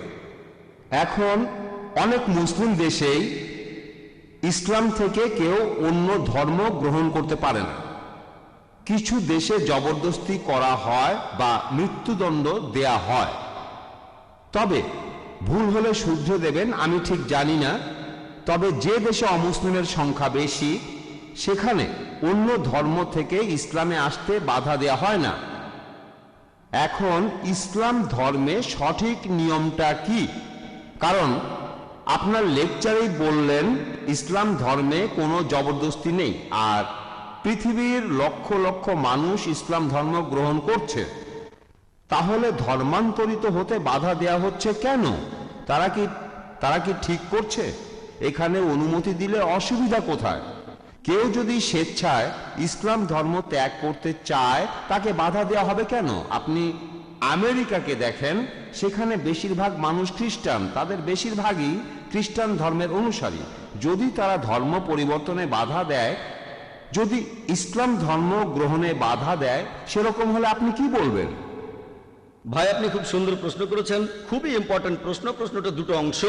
প্রথম অংশে আপনি বলেছেন যে কিছু মুসলিম সংখ্যাগরিষ্ঠ দেশে কেন ধর্ম পরিবর্তন বা প্রচার করতে দেয়া হয় না, সেখানে অন্য ধর্ম প্রচার করতে পারবেন না, ধর্মান্তর নিষিদ্ধ, সেখানে কোনো মুসলিম তার ধর্ম পরিবর্তন করতে পারে না, মূল প্রশ্ন। এটা প্রথম অংশ। দ্বিতীয় অংশে ধর্মান্তর হলে মৃত্যুদণ্ড কেন? আমেরিকাতে যদি এখন ধর্মপ্রচার নিষিদ্ধ হয়, ধর্মান্তর নিষিদ্ধ হয়, তখন আমি কি বলবো? খুব সুন্দর প্রশ্ন ভাই। আপনি যদি কোনো ধর্মপ্রচারের কথা বলেন, এমন কিছু দেশ আছে যেমন ধরেন সৌদি আরব, সেখানে অন্য ধর্ম প্রচার নিষিদ্ধ। আমার জানা মতে একটা দেশই আছে যেখানে অন্য ধর্ম প্রচার নিষিদ্ধ, সেটা সৌদি আরব। এর কারণ হলো যে ধরুন ভাই, আপনি একটা স্কুল শুরু করেছেন, স্কুল চালু করতে গিয়ে আপনি ইন্টারভিউ নিচ্ছেন একজন অঙ্কের টিচারের। যখন আপনি অঙ্কের টিচারদের ইন্টারভিউ নিচ্ছেন, আপনি প্রশ্ন করলেন 2 যোগ 2 সমান কত? একজন অঙ্কের টিচার বলল 2 যোগ 2 সমান 3। পরের জন এসে বলল 2 যোগ 2 সমান 4। আর পরের জন এসে বলল 2 যোগ 2 সমান 5। অনেক মানুষই বলে এখানে সমস্যাটা কোথায়? আপনি আপনার ধর্ম প্রচার করেন, যারা গ্রহণ করতে চায় তারা গ্রহণ করবে। আমি আপনাকে বলি যে আপনার স্কুলে অঙ্কের টিচার কেমন রাখবেন? যে বলে 2 যোগ 2 সমান 3, নাকি তাকে রাখবেন যে বলে 2 যোগ 2 সমান 5? আমি বলবো না, আমিও অঙ্ক জানি, আমি এ ব্যাপারে একেবারে নিশ্চিত। অঙ্কে 2 যোগ 2 সমান 4, আর কিছুই না। তাহলে ধর্মের কথা অনুযায়ী সৌদি আরব তারা একেবারে নিশ্চিত আর মেনে নিয়েছে কোরআনের এই আয়াতটা। সূরা ইমরানের 19 নম্বর আয়াতে উল্লেখ করা হয়েছে, ইন্নাদ-দীনা ইনদাল্লাহিল ইসলাম, আল্লাহ তাআলার কাছে একমাত্র গ্রহণযোগ্য দিন হলো আল্লাহর কাছে নিজেকে সমর্পণ করে শান্তি অর্জন করা। তারা সৌদি আরবে ভুল কোনো কিছুই প্রচার করতে দেবে না। তবে বিজ্ঞান প্রযুক্তির ক্ষেত্রে তারা আমেরিকানদের স্বাগত জানিয়েছে। আপনারা চলে আসেন, স্বাগত জানিয়েছে ইংল্যান্ডের মানুষদের, স্বাগত জানিয়েছে ইন্ডিয়ার মানুষদের। সমস্যা নেই, বিজ্ঞান ও প্রযুক্তিতে তারা উপরে আছে। তাই বিজ্ঞান ও প্রযুক্তির ক্ষেত্রে তারা বিশেষজ্ঞ আনছে আমেরিকা থেকে, ইংল্যান্ড থেকে, সিঙ্গাপুর থেকে, ফিলিপাইন থেকে, ইন্ডিয়া থেকে, বিভিন্ন দেশ থেকে। কিন্তু যদি ধর্মের কথা বলা হয় তারা একেবারে নিশ্চিত, তারা পুরোপুরি শিওর যেটাই সত্যি। একইভাবে আপনিও নিশ্চিত যে 2 যোগ 2 সমান 4, আপনি অঙ্কে ভুল শেখাতে দেবেন না। একইভাবে সৌদি আরবে এমন, আমি বিভিন্ন ধর্মের উপর একজন ছাত্র, পবিত্র কোরআন বাদে এই পৃথিবীতে আর একটা ধর্মগ্রন্থ পাবেন না যেটা বলছে যে এটাই হলো সত্যিকারের ধর্ম। আপনি হিন্দু ধর্মগ্রন্থগুলো পড়ে দেখেন, আপনি খ্রিস্টানদের পবিত্র বাইবেল পড়ে দেখেন, বাইবেলের কথা বলা হয়নি যে খ্রিস্টান ধর্ম সঠিক। খ্রিস্টানদের বাইবেলে খ্রিস্টান শব্দটাই কোথাও নেই, এটা কি জানেন? পবিত্র বাইবেলে খ্রিস্টান বলে কোনো শব্দ পাবেন না। এরপর হিন্দু শব্দটা আপনি বেদে পাবেন না, এটা কি জানেন? বেদের কোথাও এই কথা বলা হয়নি যে এটাই হলো একমাত্র সঠিক ধর্ম। বাইবেলের কোথাও এই কথা বলা হয়নি যে এটাই হলো একমাত্র সঠিক ধর্ম। কোরআন হলো এই পৃথিবীর বুকে একমাত্র ধর্মগ্রন্থ যেখানে মহান স্রষ্টা আল্লাহ তাআলা বলেছেন, ইন্নাদ-দীনা ইনদাল্লাহিল ইসলাম, আল্লাহ তাআলার কাছে একমাত্র গ্রহণযোগ্য দিন হলো ইসলাম। তাহলে যদি ধর্ম প্রচারের কথা বলি, অন্য কোন ধর্ম প্রচারের কথা বলি, এটুকু বলতে পারি যে এ ব্যাপারে তারা নিশ্চিত, তারা সেখানে অন্য কাউকে অন্য কোনো ধর্ম প্রচার করতে দেবে না। এই ইন্ডিয়া একটা ধর্মনিরপেক্ষ দেশ, এটা কোনো হিন্দু রাষ্ট্র না।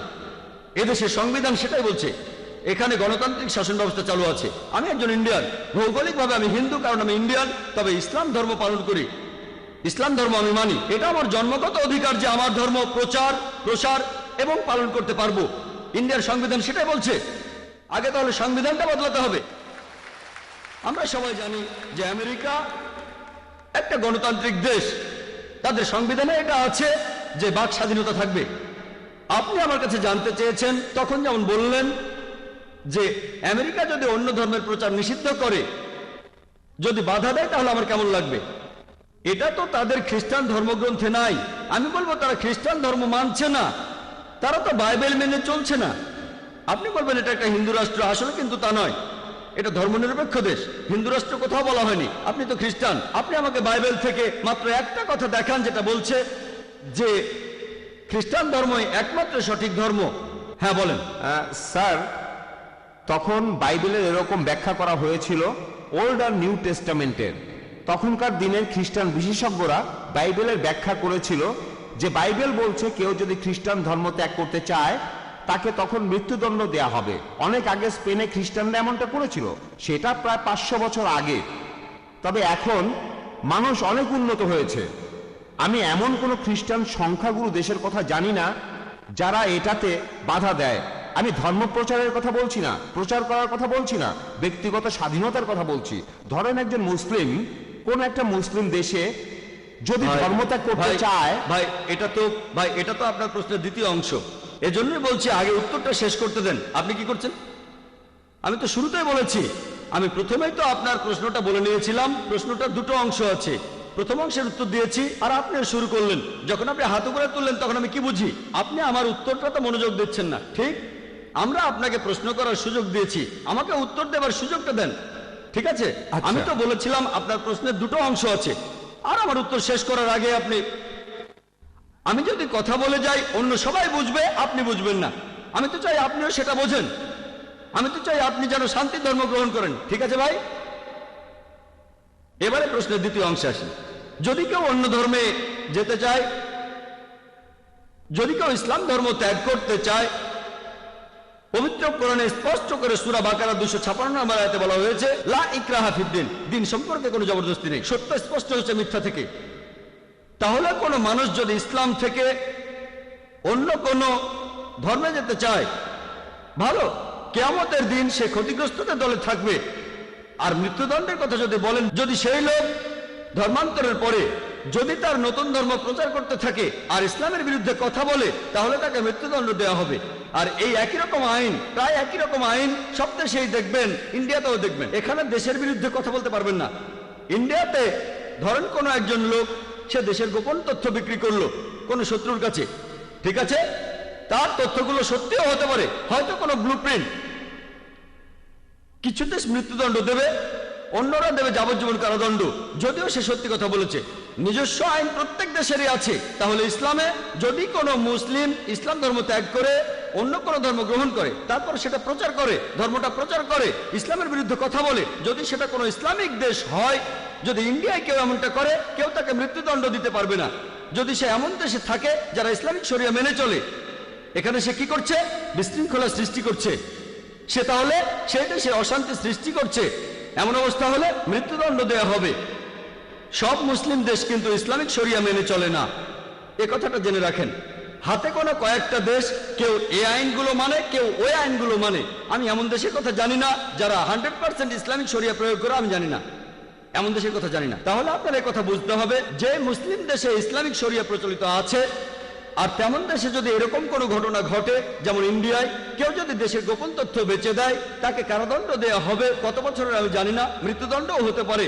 আমেরিকার ক্ষেত্রে একই ঘটনা। সেই একইভাবে এই মুসলিম দেশের আইন হলো এটা, সে দেশে ইসলামিক আইনে শাসন কাজ চালানো হয়।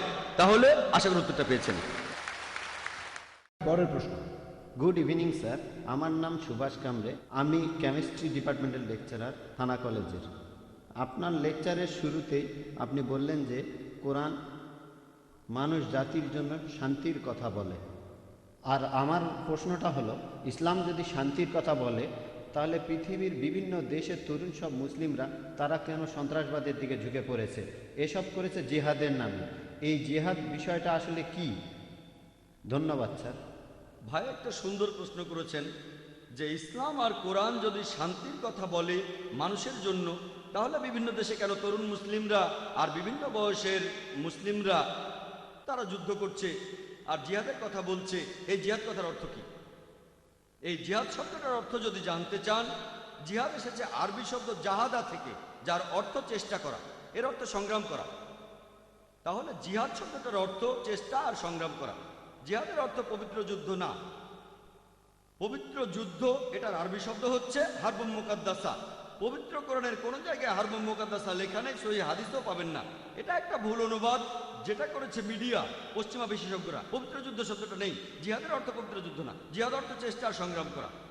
এরপরে ইসলামিক পরিভাষায় এর অর্থ চেষ্টা আর সংগ্রাম করা মানুষ জাতির উন্নতির জন্য। এর অর্থ চেষ্টা আর সংগ্রাম করা পৃথিবীর মানুষের শান্তির জন্য। আরেকটা অর্থ আত্মরক্ষার জন্য যুদ্ধক্ষেত্রে চেষ্টা আর সংগ্রাম করা। আরেকটা অর্থ অত্যাচারের বিরুদ্ধে চেষ্টা আর সংগ্রাম করা। জিহাদের অর্থ চেষ্টা আর সংগ্রাম করা। এবারে আপনার প্রশ্নটাতে আসি যে তাহলে এইসব তরুণ মুসলিমরা পৃথিবীর বিভিন্ন দেশে তারা যুদ্ধ করছে। 1 নম্বর পয়েন্ট, এমন সম্ভাবনা আছে, আর কথাটা সত্যি, যে কিছু মুসলিম আছে যারা আসলে বিপথগামী, তারা বিপথে চলে গেছে। তারা বলে যে ইসলামের যুদ্ধের অনুমতি আছে, প্রসঙ্গ ছাড়াই উদ্ধৃতি দেয়, তবে এদের সংখ্যা খুবই কম। আমার মতে প্রধান কারণটা হলো মিডিয়া আমাদের এভাবে দেখাচ্ছে। যেমন ইন্ডিয়ায় খবরের কাগজগুলোতে আমরা প্রায় দেখি যে কাশ্মীরের মুসলিম সন্ত্রাসীরা অনেক মানুষ মেরেছে, হেডলাইন প্রত্যেক দিনই দেখবেন। আমি কাশ্মীরে প্রথম গিয়েছিলাম 2003 সালে। তখন ভাবছিলাম আমি যাব কি যাব না, যাব কি যাব না। ওখানে অনেক গোলযোগ। প্রথমবারের মতো কাশ্মীরে 14 বছর পরে কাশ্মীরের সরকার কোনো পাবলিক লেকচারের অনুমতি দিল। সেই লেকচারে অনেক মানুষ ছিল, প্রায় 1 লক্ষ মানুষ। সেখানে পোলো গ্রাউন্ডে, সেটা ছিল শ্রীনগরে। আর যখন সেখানে গেলাম দেখলাম চারপাশে বন্দুক নিয়ে দেহরক্ষী। ভাবলাম এটা আবার কি, তবে সেখানে কোনো সমস্যা হয়নি। পরের বছরে আসামে গেলাম, যখন এয়ারপোর্টে নামলাম বন্দুক হাতে 4 দেহরক্ষী আসলো। বললাম এটা আবার কি, অবস্থা ভালো না, এই আসামে কেন, কি হয়েছে? সেখানে দেহরক্ষী না থাকলে আজ আমি এখানে থাকতাম না। কিন্তু খবরের কাগজে আমরা কি দেখি যে আসামে হত্যা আর অরাজকতা চলছে? কাশ্মীরের চাইতে আসামে অনেক বেশি মানুষ মারা গেছে। এলটিটি এর ব্যাপারে কে বলে? এলটিটি চেনেন? তামিল, তাদের বলা হয় তামিল টাইগার্স, হিন্দু সন্ত্রাসী বলা হয় না কেন? যখন কাশ্মীরি মুসলিমরা করে তখন তারা বলে মুসলিম সন্ত্রাসী, যখন আসামের হিন্দুরা করে তাহলে সেটা স্থানীয় সমস্যা, যদি এলটিটি করে স্থানীয় সমস্যা। ইন্ডিয়ার অবস্থা সম্পর্কে জানেন এমন কাউকে জিজ্ঞেস করেন, সে আপনাকে বলবে বেশিরভাগ হত্যা সেটা করেছে মাওয়িস্টরা। এদের কথা কাগজে কতবার দেখি আমরা, এদের খবরটা হয়তো আসবে ছোট করে যে এতজন লোক আসামে মারা গেছে, ছোট করে। মুসলিমরা যদি করে হেডলাইন। কেন? সব জায়গাতে কিছু কুলাঙ্গার থাকে। একবার একজন আমাকে বলেছিল কাশ্মীরের ব্যাপারটা এটা আসলে আমাদের দেশের জন্য সমস্যা। আসাম কি দেশের জন্য সমস্যা না? শুধুমাত্র কাশ্মীর কি দেশের জন্য সমস্যা? 2 জায়গাতেই স্বাধীনতার যুদ্ধ চলছে আর নিরীহ কাশ্মীরিরা নাজেহাল হচ্ছে, সব জায়গায় তারা অপদস্থ হচ্ছে। যদি আফগানিস্তানে যান সেখানে আপনি কি দেখবেন? আমেরিকানরা সেখানে গেল আর তাদের বলল সন্ত্রাসী। তারপর আপনি দেখেন প্যালেস্টাইন, ইহুদিরা, হিটলার তাদের বের করে দিয়েছিল, জার্মানি থেকে তাড়িয়ে দিল। প্যালেস্টাইনিরা, আরব জ্ঞাতি ভাইরা, তারা বলল আহলান ওয়া সাহলান, আমাদের ঘরে আপনাদের স্বাগতম। চিন্তা করেন, একজন লোকের ঘর নেই, মাথায় ছাদ নেই, আপনি তাকে আপনার ঘরে নিয়ে আসলেন, কয়েকদিন পরে সে আপনাকে তাড়িয়ে দিল, আপনি দরজায় দাঁড়িয়ে বলতে লাগলেন ও আমার ঘর কেড়ে নিয়েছে, আমার ঘর ফিরিয়ে দাও, তখন আপনি সন্ত্রাসী। এটা কি? দেখতেই পাচ্ছেন, এই হলো মিডিয়া, এটা মিডিয়া। তাহলে দেখবেন বসনিয়াতে কি হয়েছিল, মুসলিমদের হত্যা করা হলো। আমি আপনার সঙ্গে একমত, মুসলিমরাও সেখানে যুদ্ধ করেছিল, কিন্তু তাদের উপর অবিচার হয়েছে, মানবতা বলে কিছু নেই। প্যালেস্টাইনের ঘটনার কি উত্তর দেবেন? অথবা ধরেন ইরাক, তাদের নাকি রাসায়নিক অস্ত্র আছে। আমি সাদ্দাম হোসেনের পক্ষে বলছি না, আমি তাকে ভালো মুসলিম মনে করি না, তবে সাদ্দামের সময় ইরাকে কিছু সমস্যা ছিল, আমেরিকানরা আসার পরে সেগুলো অনেক গুণ বেড়ে গেছে। ঠিক সেই রাসায়নিক অস্ত্র কোথায় গেল? যেহেতু জর্জ বুশ বলেছে যাও আক্রমণ করো, তাই আক্রমণ। যে লোকটা সবচেয়ে বেশি মানুষের মৃত্যুর জন্য দায়ী সে হলো জর্জ বুশ। 1 নম্বর সন্ত্রাসী হলো জর্জ বুশ।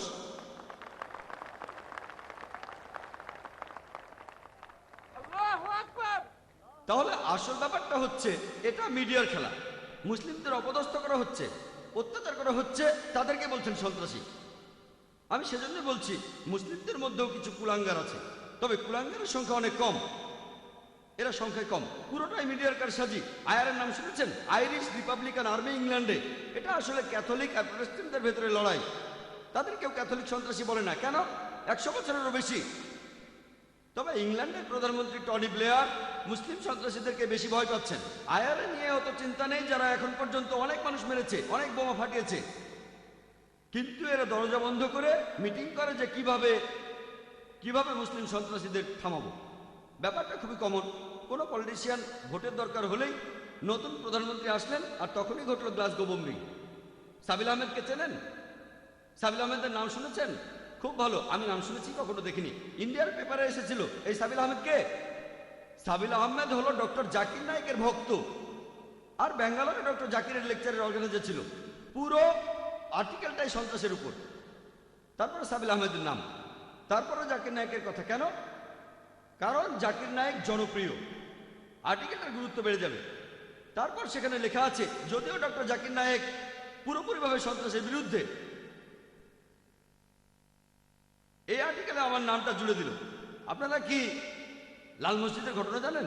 পাকিস্তানে সেখানে জাকির নায়েকের সিডি পাওয়া গেছে। তাহলে তো খুশি হবেন। যখন ইন্ডিয়ান প্রেস বলছে ডক্টর জাকির নায়েক সন্ত্রাসের বিরুদ্ধে, তাহলে তো খুশি হবেন যে সাবিল আহমেদের কাছে আমার সিডি আছে, লাল মসজিদে আমার সিডি আছে। আমি যদি সন্ত্রাসের বিরুদ্ধে থাকি তাহলে এটাও ভাবেন যে হাজার হাজার মুসলিম সন্ত্রাসী কাজ করছে, তারা যেহেতু আমার ভক্ত, তারা এগুলো বাদ দেবে। কেউ অসুস্থ হলে তো ডাক্তার কাছে যাবে, ঠিক? এটা বলতে পারবেন না শুধু অসুস্থরাই হাসপাতালে যায়, অসুস্থ হলে তো হাসপাতালে যাবেই। যদি ধরে নেন এরা সবাই সন্ত্রাসী, আমার লেকচার শোনে ইন্ডিয়ার সরকার তো খুশি হবে। ডক্টর জাকির নায়েক সন্ত্রাসীর বিরুদ্ধে কথা বলে, তাদের খুশি হওয়া উচিত যে এই লোকগুলো আমার কথা শুনছে। আমি হয়তো সবাইকে বোঝাতে পারবো না, তবে কিছু লোককে তো বোঝাতে পারছি। কিন্তু সেই আর্টিকেলে আমার নামটা লেখে গুরুত্ব পাওয়ার জন্য। আসলে ব্যাপারটা কি, যদি ইসলামের বিরুদ্ধে লেখেন আপনার আর্টিকেলটা, তাহলে চোখে পড়ার সম্ভাবনা বেশি।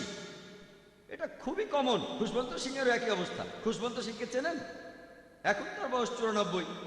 তিনি আমার বিরুদ্ধে বিভিন্ন আর্টিকেল লিখেছেন। কয়েক সপ্তাহ আগে এই নভেম্বরে আমার বিরুদ্ধে লিখেছিলেন। তিনি বলেছেন, প্রথম আর্টিকেলে তিনি লিখেছেন যে আমি ডক্টর জাকির নায়েকের প্রোগ্রাম প্রতিদিন মনোযোগ দিয়ে দেখি। তিনি আমার প্রশংসা করলেন, আমার স্মরণশক্তির কথা বললেন, তারপরে তার নিজের স্টাইলে সমালোচনা করলেন। এরপর আর্টিকেলটা লিখলেন যে দিল্লিতে একটা বইমেলা হয়েছিল, সবচেয়ে বেশি বিক্রি হয়েছে ডক্টর জাকির নায়েকের বই, যেখানে অমুসলিমদের করা 20টা কমন প্রশ্নের উত্তর দেয়া আছে। ও এই লোকের স্মরণশক্তি অসাধারণ, ইত্যাদি ইত্যাদি। তবে আমি তার 4টা প্রশ্নের উত্তর দেব। তারপরে বললেন শূকরের মাংস, অ্যালকোহল, বহুবিবাহ আর পর্দা নিয়ে হিজাব। সেই আর্টিকেলটা পড়ে দেখেন, এখানে বিস্তারিত বলার মতো সময় নেই। শূকরের ব্যাপারে বলেছি এটা নির্লজ্জ প্রাণী, 70টার বেশি রোগ ছড়ায়, আর শূকর হলো যথেচ্ছ যৌনাচারের একটা প্রতীক। আমি বলেছিলাম শূকরের মাংস খেলে আপনার ব্যবহার শূকরের মতো হবে। এই শূকরের মাংস হচ্ছে যথেচ্ছ যৌনাচারের একটা প্রতীক। তিনি বললেন আমি এটা জানতাম না। তারপর বললেন যে পশ্চিমা দেশগুলোতে সবাই শূকরের মাংস খায়, সেখানে তো কাউকে অসুস্থ হতে দেখি না। দেখেন, ডাক্তাররা আমাদের বলে পতিতালয়ে গেলে এইডস হতে পারে, তবে পতিতালয়ে যারা যায় তাদের সবার এইডস হয় না। পার্সেন্টেজটা খুবই কম, খুব কম মানুষেরই সেটা হয়।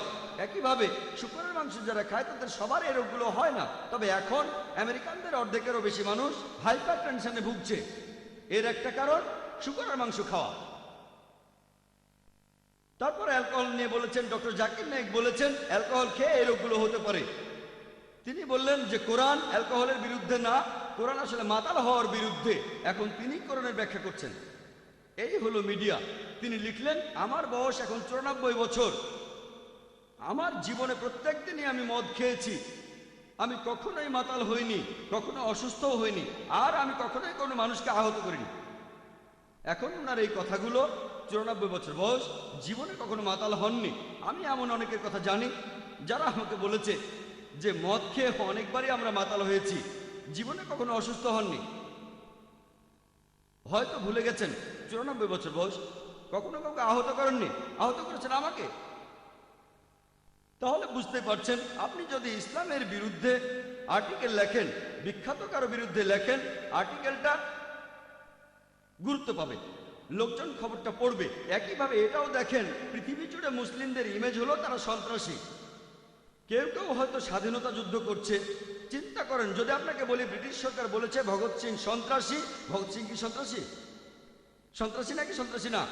Yes sir. ভগৎ সিং কি সন্ত্রাসী ছিলেন? কাজটা সন্ত্রাসীর মতো ছিল। কিন্তু আপনার মতে কি সন্ত্রাসী? না। আমার মতেও তিনি সন্ত্রাসী ছিলেন না। যেহেতু ব্রিটিশ সরকার বলেছে ভগৎ সিং একজন সন্ত্রাসী, তার মানে এই না যে সে কথাটা আমাদের মেনে নিতে হবে। আমাদেরকে বুঝতে হবে যে এটা আসলে মিডিয়ার একটা কারসাজি। সেজন্য আজকের লেকচারের টপিকটা সেরকম ছিল, যেন শান্তিতে থাকতে পারি। আশা করি উত্তরটা পেয়েছি। ধন্যবাদ স্যার।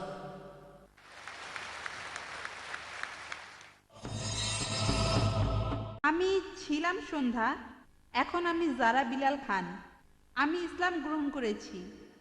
আপনি আপনার লেকচারে বললেন যে ইসলাম মূর্তি বা মূর্তি পূজায় বিশ্বাস করে না, তবে কেরালায় এমন একটা জায়গা আছে যেখানে একটা মূর্তি দেখা যায় যেটা পাথর থেকে উঠে এসেছে আর এটা বাড়ছে।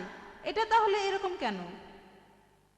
বোন, আপনি প্রশ্ন করলেন যে ইসলামে মূর্তি পূজা নেই, কিন্তু তিনি জানেন যে কেরালার কোনো একটা জায়গায়, সেখানে কোনো একটা পাহাড়ের ভেতর থেকে একটা মূর্তি বের হয়ে আসছে আর সেটা বাড়ছে। কিভাবে সেটা বাড়ছে আপনার প্রশ্ন। তার মানে এই মূর্তিটার ভেতর কিছু আছে। বোন, আপনি কি জানেন যে পাহাড়ও বড় হয়? এটা কি জানেন? হ্যাঁ, যদি এটা জানেন তাহলে মূর্তিও তো বেড়ে উঠতে পারে। তার মানে এই না, এমন না যে সেই মূর্তির ভেতর জীবন আছে। না, মূর্তিটা পাথরের ভেতর থেকেই এসেছে। ওখানে আগে কোনো মূর্তি ছিল না, পাথরের মধ্যে থেকে মূর্তিটা বের হয়েছে। আমি তো সেটাই বলছি, মূর্তিটা পাথরের মধ্য থেকে বের হচ্ছে, পাহাড় পর্বত আকারে বড় হয়। কিভাবে এগুলো বাড়ে সেটা আমরা জিওলজিতে পড়েছি, যে পাহাড় পর্বত বাড়ে। এমন অনেক উদাহরণ আছে। যেমন ধরেন এই কয়েক বছর আগে শোনা গেল যে গণেশের মূর্তি দুধ খাচ্ছে। এটা একটা সহজ বৈজ্ঞানিক ব্যাপার, অসমোসিস। এটা খুবই সহজ একটা বৈজ্ঞানিক ব্যাপার। আপনি যদি দুধ ভর্তি জগে একটা চারা গাছ রাখেন, সেই গাছ দুধ শুষে নেবে, এটা অসমোসিস। তার মানে এই না যে সেই মূর্তি দুধ খাচ্ছে। তখন অনেক টিভি চ্যানেলে এটা দেখানো হয়েছিল। এখানে আপনাকে বুঝতে হবে যে এগুলো হলো সব জড়বস্তু। বেদে পরিষ্কার করে বলা আছে, যজুর্বেদে আছে 32 অধ্যায়ের 3 অনুচ্ছেদে, নাতাস্তি প্রতিমা আস্তি, মহান স্রষ্টার কোনো প্রতিমা নেই, তার কোনো ছবি নেই, তার কোনো মূর্তি নেই, তার কোনো ভাস্কর্য নেই, কোনো ফটোগ্রাফ নেই। আশা করি উত্তরটা পেয়েছেন। কিন্তু একটা কথা, পাথরটা এমন আকার পাচ্ছে কিভাবে? পাথরটার আকার তাহলে একটা মূর্তির মতো হচ্ছে কেন? বোন, আজকের কথা যদি বলেন তাহলে মানুষও কোনো কোনো আকার দিতে পারে, যন্ত্রপাতি দিয়ে প্রাকৃতিকভাবে কোনো আকার তৈরি হতে পারে, এটা খুবই স্বাভাবিক। এমন অনেক কথা শোনা যায় যে একটা গাছ আছে, দেখলেন লেখা আছে ওম, অথবা কোনো গাছে লেখা লা ইলাহা ইল্লাল্লাহ। এই সমস্ত ব্যাপার আসলে একেবারে গুরুত্বহীন। আমরা এখানে কথা বলছি সত্য নিয়ে। বোন, অনেক পাহাড় আছে দেখতে মানুষের মুখের মতো, এমনটা দেখেছেন আপনি? এটা প্রকৃতির খেলা। পাথরের আকার থাকলে সেটা অলৌকিক হয়ে যায় না। আমরা মেনে চলবো বেদের কথা, কোরআনের কথা, বাইবেলের কথা, যেটা বলছে মহান সৃষ্টিকর্তার প্রতিমূর্তি নেই। পাথর দেখতে মানুষের মতো হতে পারে, কোনো ছবির মতো হতে পারে, একটা মূর্তির মতো হতে পারে, তার মানে এই না যে সেটা ঈশ্বর। ধন্যবাদ, ঠিক আছে। আর এইসব পাথর দেখবেন বিভিন্ন ছবি আর মূর্তি, এগুলো পড়ে গেলে ভেঙে যায়। যখন সে নিজেকেই সাহায্য করতে পারে না, তখন আমাদের কিভাবে সাহায্য করবে? আশা করি উত্তরটা পেয়েছেন। ধন্যবাদ, ঠিক আছে। প্রণাম গুরু, আমার নাম বিলাস কাকবে। আমি নায়ার হসপিটালের মেডিকেলের ছাত্র। আমার মতে আমরা খুবই ভাগ্যবান যে মানুষ হিসাবে জন্মাতে পেরেছি। প্রাণী হিসাবে আমরা আলাদা, লক্ষ লক্ষ বছরের বিবর্তনের মাধ্যমেই এটা সম্ভব হয়েছে। তাই আপনার মতে আমাদের এই মূল্যবান জীবন কোন কাজে লাগানো উচিত? মানে আমাদের জীবনের সবচেয়ে গুরুত্বপূর্ণ কাজটা কি? আমাদের এই জীবনের আসল উদ্দেশ্যটাই কি হওয়া উচিত? ভাই বললেন আপনি নায়ার হসপিটালে মেডিকেল স্টুডেন্ট। আপনাকে বলি, আমিও নায়ার হসপিটাল থেকে পাশ করেছি। আমিও একই মেডিকেল কলেজ থেকে পাশ করেছি। নায়ার হসপিটাল পাশ করেছি 1991 সালে, আনুমানিক 16 বছর আগে। ভাই প্রশ্ন করলেন যে আমরা এই মানুষের জীবন পেয়েছি, এখন এই জীবনটাকে কিভাবে কাজে লাগাবো? আল্লাহ পবিত্র কোরআনে বলেছেন, সূরা জারিয়াতের 56 নম্বর আয়াতে উল্লেখ করা হয়েছে, ওমা খালাকতুল জিন্না ওয়াল ইনসা ইল্লা লিয়াবুদুন। আমি সৃষ্টি করেছি জিন এবং মানুষকে শুধু আমার ইবাদতের জন্য। ইবাদত মানে তাকে মেনে চলা। তাই পৃথিবীতে আমাদের জন্য শ্রেষ্ঠ কর্তব্য আল্লাহ তাআলার নির্দেশগুলো মেনে চলা, যাতে শান্তিতে থাকতে পারি ইহকালে এবং পরকালে। মানুষ জাতির যিনি স্রষ্টা, তিনি প্রশ্নটা সঠিক উত্তর দিতে পারবেন। পবিত্র কোরআনের সূরা মুলকের 2 নম্বর আয়াতে উল্লেখ করা হয়েছে, আল্লাহ জি খালাকাল মাউতা ওয়াল হায়াতা। আল্লাহ তাআলাই সৃষ্টি করেছেন মৃত্যু এবং জীবন পরীক্ষা করার জন্য তোমাদের মধ্যে কর্মে কে উত্তম। পৃথিবীতে আমাদের এই জীবন, এটা পরকালের জন্য পরীক্ষা। আমরা সবাই পরীক্ষা দিচ্ছি। আর আপনি যদি আল্লাহ তাআলার আদেশগুলো মানেন আর তার কথা মতো যদি জীবনযাপন করেন আর শান্তি বজায় রাখেন, আল্লাহর কাছে নিজের ইচ্ছাকে সমর্পণ করে, তাহলে আপনি ইহকালেও সফল হবেন, পরকালেও সফল হবেন। আশা করি উত্তরটা পেয়েছেন। হ্যাঁ, কিন্তু আমরা যারা তরুণ, আমাদের কোন কাজটা করা উচিত? আচ্ছা, আপনারা কি করবেন?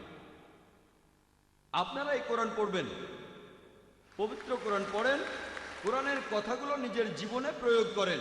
যদি আপনারা বেদ পড়েন, দেখবেন বেদেও বলছে এক ঈশ্বরের কথা, মূর্তি পূজা চলবে না। পবিত্র বেদ বলছে ভবিষ্যতে একজন ঋষি আসবেন, ভবিষ্যতে কল্কি অবতার আসবেন, সবাইকে ভালো জিনিস দেখাবেন।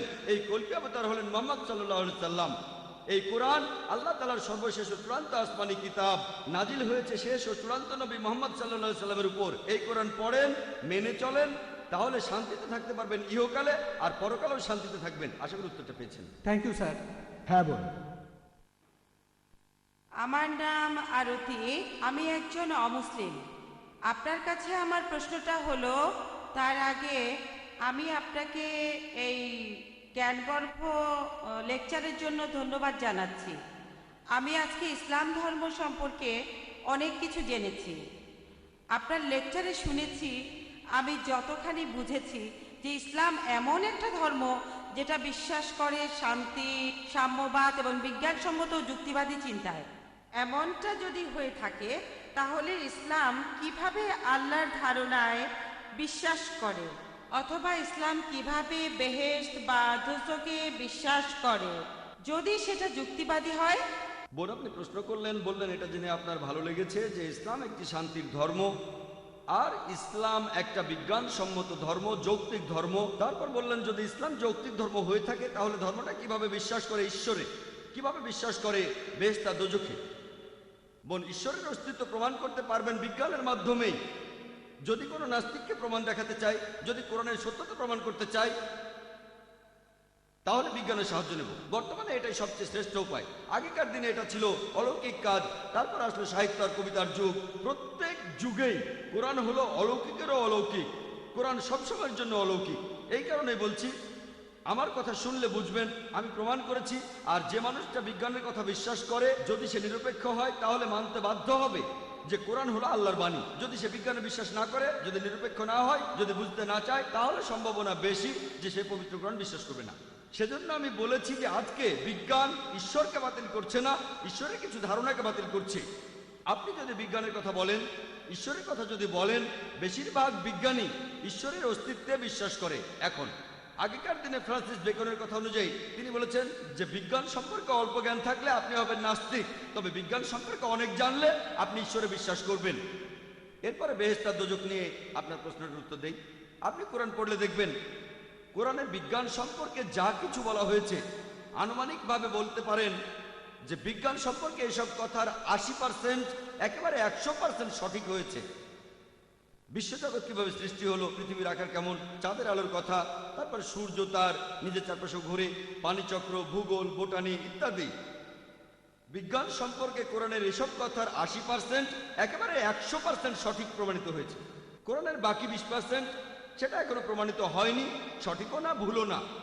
আমার যুক্তি বলে যখন 80% একেবারে পুরোপুরি সঠিক আর বাকি 20% সঠিকও না ভুলও না, এই 20%-এর 0.1%ও ভুল বলে প্রমাণিত হয়নি, আমার যুক্তি বলে যে ইনশাল্লাহ আল্লাহর ইচ্ছায় বাকি 20% সঠিক হবে। তাহলে বেহেশত আর দোজখ, ফেরেশতা, জিন, বিজ্ঞান এখনো অতটা উন্নত হয়নি। বিজ্ঞান হয়তো এতটুকু উন্নত হয়েছে যে কোরআনের 80% বৈজ্ঞানিক কথাগুলো যাচাই করে দেখতে পারবে। আগামীকাল হয়তো 50 বছর পরে, 100 বছর পরে, 200 বছর পরে বিজ্ঞান তখন বেহেশত নিয়ে কথা বলবে, দোজখ নিয়ে কথা বলবে, জিন নিয়ে কথা বলবে। আমার বিচার বুদ্ধি বলে এটা কোনো অযৌক্তিক বিশ্বাস না, বিশ্বাসটা যুক্তিসঙ্গত।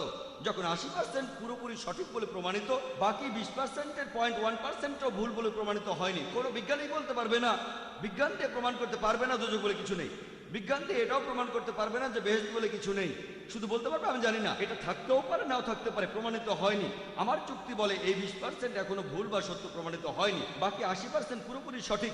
একজন বিজ্ঞান মনস্ক মানুষ হিসেবে, একজন যুক্তিবাদী মানুষ হিসেবে আমি বলবো যে ইনশাআল্লাহ আল্লাহর ইচ্ছায় বাকি 20% সঠিক হবে। সেজন্য আমি বিশ্বাস করি দোজখে, বিশ্বাস করি বেহেশতে, এছাড়াও আমি ফেরেশতা আর জিন বিশ্বাস করি। আশা করি উত্তরটা পেয়েছেন। আমার কিছু ব্যাপার পরিষ্কার করা প্রয়োজন, কিছু ব্যাপারে জানা দরকার। এই প্রশ্নটার সাথে প্রাসঙ্গিক। হ্যাঁ স্যার, আপনি এখন বললেন যে বিজ্ঞান ও আল্লাহর ধারণায় বিশ্বাস করে, ইসলামও সেটাই বিশ্বাস করে। সেখানে এসব ব্যাপার নিয়ে কি ব্যাখ্যা দেয়া হয়েছে আল্লাহ আর বেহেশত দোজখ সম্পর্কে? বোন, আপনি আমার পুরো লেকচার শুনেছেন? হ্যাঁ। আপনি কি আমার গত লেকচারটা শুনেছিলেন, is the Quran God's word? না স্যার, আচ্ছা। আজকেই প্রথম এসেছি। এখানে আমি 15 মিনিটে সেই কথাগুলো বলেছি যেটা আসলে 2 ঘন্টার লেকচার। আপনাকে অনুরোধ করব আপনি আমার ভিডিও ক্যাসেটটা জোগাড় করেন, is the Quran God's word. সেখানে প্রমাণ করেছি যে কোরআন আল্লাহর বাণী, নাস্তিকের সামনে ঈশ্বরের অস্তিত্ব সেখানে প্রমাণ করেছি। সেই কথাগুলো এখানে সংক্ষেপে বলেছি আমি। সেখানে আমি প্রমাণ করেছি যে ঈশ্বরের অস্তিত্ব আছে। যদি স্রষ্টা বলে কেউ না থাকতো তাহলে কোরআন কে লিখেছে? 1400 বছর আগে এই কোরআন কে লিখেছে? এই কোরআন, এই প্রশ্নটা আমারও, যে এই কোরআন কে লিখেছেন? কে লিখেছে? আমাদের স্রষ্টা লিখেছেন, ঈশ্বর লিখেছেন। মানুষ এটা লিখতে পারবে না। সরি, এই কথাটা ব্যাখ্যা করে বলেন। এই ব্যাখ্যাটা আমি 2 ঘন্টা ধরে দিয়েছি। আপনি ভিডিও ক্যাসেটটা দেখেন। আর 95 সালে এই টপিকের উপরে বোম্বেতে লেকচার দিয়েছিলাম। আমি ভলেন্টিয়ারদের অনুরোধ করব, মহিলা ভলেন্টিয়ারদের, উনাকে ওই ক্যাসেটটাও দেবেন যেখানে বোম্বেতে 95 সালে আমি এই লেকচারটা দিয়েছিলাম। লেকচারগুলো দেখেন, ইনশাল্লাহ এখানে বিস্তারিত পাবেন, এখানে ব্যাখ্যাগুলো পাবেন, ঈশ্বর আর ঈশ্বরের অস্তিত্বের প্রমাণ আর কোরআনের সত্যতার প্রমাণ। আশা করি উত্তরটা পেয়েছেন। এবারের প্রশ্ন মহিলাদের মধ্য থেকে। আসসালামু আলাইকুম জাকির ভাই, আমার নাম নীলম শেঠি। আমার জন্ম হিন্দু পরিবারে। আমি একদিন আজাদ ময়দানে হিন্দুইজম ও ইসলামের সাদৃশ্য নিয়ে আপনার লেকচারটা শুনেছিলাম। সেই দিন থেকেই আমি ইসলাম পছন্দ করি। আজকে সবার সামনে আমি ইসলাম ধর্ম গ্রহণ করছি। লা ইলাহা ইল্লাল্লাহ মুহাম্মাদুর রাসূলুল্লাহ। আমিন। মাশাআল্লাহ বোন, আপনাকে অভিনন্দন। ইসলাম গ্রহণ করার জন্য আপনাকে অভিনন্দন বোন। তিনি বললেন যে কয়েক বছর আগে বোম্বের আজাদ ময়দানে তিনি প্রথম আমার লেকচার শুনেছিলেন। টপিক ছিল হিন্দুইজম এবং ইসলামের মধ্যে সাদৃশ্য। আর সেই দিন থেকেই তিনি ইসলাম পছন্দ করেন, আর আজকে তিনি সবার সামনে ইসলাম গ্রহণ করলেন। আপনাকে এই শান্তির ধর্মে স্বাগত জানাই। আল্লাহর কাছে দোয়া করছি তিনি যেন আপনাকে রহমত দান করেন, আর ইনশাআল্লাহ আপনি জান্নাতে যাবেন, ইহকাল এবং পরকালও শান্তি পাবেন। ধন্যবাদ। হ্যাঁ ভাই। আমার নাম কিশোর, আমি মণিপুর থেকে এসেছি, ইন্ডিয়া থেকে।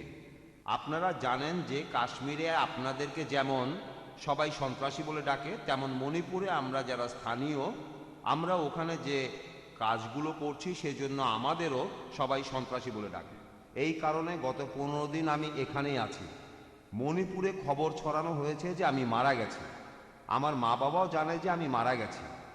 আসলে সেই ভয়েই আমি বম্বেতে চলে এসেছি। আর মণিপুরে এখন পর্যন্ত আমরা কেউ পিস টিভি দেখিনি। বিভিন্ন ধর্ম সম্পর্কে আমার আগ্রহ আছে, বেশ কিছুটা জানি। আমি গুরুদুয়ারাতে গেছি, চার্চে গেছি, তারপর বাইবেল পড়েছি, সব জায়গাতেই গেছি। তবে আমি এখন পর্যন্ত এটা জানি না যে মুসলিমরা কেন দাড়ি রাখে। আর ইসলাম ধর্মে কি আছে সেটা কোনো হিন্দি বইতে পাইনি, ইংরেজি বইতেও পাইনি, মণিপুরেও পাইনি। তাই আমি বলবো আপনারা যদি এই বইগুলো মণিপুরে পাঠানোর ব্যবস্থা করেন তাহলে খুব ভালো হয়। আর আমি যদি এখানে হিন্দি বা ইংরেজিতে কোনো বই পাই তাহলে আমি সেটা কিনতে রাজি আছি। ভাই, আপনি প্রশ্ন করলেন যে কাশ্মীরে যেমন মুসলিমরা যুদ্ধ করছে, জিহাদ করছে, একইভাবে মণিপুরের অধিবাসীরাও যুদ্ধ করছে, লড়াই করছে। আর উনি মণিপুর থেকে চলে এসেছেন, এখানে এসেছেন। মণিপুরে বিভিন্ন ঝামেলার কারণে 15 দিন এখানে আছেন। তিনি ইসলাম সম্পর্কে জানতে চান, আর উনি জানতে চেয়েছেন যে মণিপুরে কেন পিস টিভি দেখা যায় না, হ্যাঁ, আর জানতে চেয়েছেন যে মুসলিমরা কেন মুখে দাড়ি রাখে। আপনার প্রশ্ন দুটো। ভাই, কাশ্মীরের কথা আমি আগেও বলেছি যে সবাই জিহাদ করছে, এই কথা আমি বলবো না। সবাই কিন্তু জিহাদ করছে না। এক মিনিট, আমার কথাটাকে ভুল বুঝেছেন। আমি বলছি আপনারাই ঠিক করছেন। আপনার প্রশ্ন বুঝতে পেরেছি ভাই। আচ্ছা, আমি কখনোই বলিনি আপনি ভুল, আর আপনার প্রশ্নটাও খুব সুন্দর। তবে এটাও পরিষ্কার করি, কাশ্মীরে যেসব মানুষ যুদ্ধ করছে অনেকেই হয়তো সত্যিকারের জিহাদ করছে না। কেউ কেউ নিজেদের স্বার্থ উদ্ধারের জন্য খারাপ কাজ করছে। যারা আল্লাহ সুবহানাহু ওয়া তাআলার আদেশ নির্দেশ মেনে যুদ্ধ করছে তাদের যুদ্ধকে বলতে পারেন জিহাদ ফি সাবিলিল্লাহ। আমি ঢালাভাবে বলতে পারি না যে কাশ্মীরের সব মুসলিমই জিহাদ করছে, জিহাদ ফি সাবিলিল্লাহ। এবারে মণিপুরের বিষয়টা নিয়ে বলি। আমি জানি যে মণিপুরে এখন খুব যুদ্ধ চলছে, আর সেই যুদ্ধের কারণে আপনি এখানে। হতে পারে এটা আল্লাহর ইচ্ছা, হয়তো এমনটা আল্লাহর ইচ্ছা। যুদ্ধের কারণে আপনি এখানে এসেছেন, হয়তো এই দুনিয়ায় শান্তিতে থাকার পাশাপাশি আপনি পরকালেও শান্তি পাবেন। ঠিক আছে, আপনি আমার লেকচার শুনলেন শান্তির উপর। পৃথিবীর শান্তিটা হলো সাময়িক, চিরস্থায়ী না, কিন্তু পরকালের শান্তিটা হলো চিরস্থায়ী। এবারে প্রশ্নে আসি যে আমরা দাঁড়িয়ে রাখি কেন, আর মণিপুরে পিস টিভি দেখতে পারেন না কেন। মণিপুরে পিস টিভি দেখার প্রসঙ্গে বলি, আপনি ফ্রিকোয়েন্সিটা চেক করে দেখতে পারেন। যদি ডিশ অ্যান্টেনা লাগান, হতে পারে আপনাদের ডিশ অপারেটর চ্যানেলটা আনেনি। একটা ডিশ অ্যান্টেনা কিনতে কয়েক হাজার টাকা লাগবে। অ্যান্টেনাটা এখন পূর্ব দিকে 68 ডিগ্রি ঘুরিয়ে দেন, আর প্যান অ্যাট স্যাট 10, ইনশাল্লাহ পিস টিভি দেখতে পাবেন। আপনাদের কেবল অপারেটরকে বলে দেখেন, আমরা মণিপুরে গিয়ে তাদের বাধ্য করতে পারি না, কিন্তু ডিশ অ্যান্টেনা যদি পূর্ব দিকে 68 ডিগ্রি মুখ করে থাকে আর ফ্রিকোয়েন্সিটা টিউন করেন, ইনশাল্লাহ দেখতে পাবেন। এবারে বলি মুসলিমরা কেন দাড়ি রাখে। আমি এখানে বলবো যে পোশাকে যদি আপনার উদ্দেশ্য বোঝা যায় সেটাই পরেন। একটা লেকচার দিয়েছিলাম, That if the label shows your intent, wear it. যেমন ধরেন যদি কোনো কনফারেন্সে যান বিশেষজ্ঞদের, দেখবেন তারা লেবেল পড়েছেন, আমি ডাক্তার, আমি ইঞ্জিনিয়ার, আমি একজন বিজ্ঞানী। এটা হলো অনুষ্ঠান ছাড়াই পরিচয়। যদি আপনি শুধু ডাক্তারদের কোনো কনফারেন্সে যান, তাদের স্পেশালিটি লেখা আছে, যেমন ডক্টর অমুক, কার্ডিওলজিস্ট, নিউরোলজিস্ট, নেফ্রোলজিস্ট। হার্টের সমস্যা হলে কার্ডিওলজিস্ট, যদি আপনার সমস্যা হয় কিডনিতে তাহলে নেফ্রোলজিস্ট, যদি ব্রেনের সমস্যা হয় নিউরোলজিস্ট। আনুষ্ঠানিক পরিচয় পবিত্র কোরআনে সূরা আনামের 54 নম্বর আয়াতে উল্লেখ করা হয়েছে।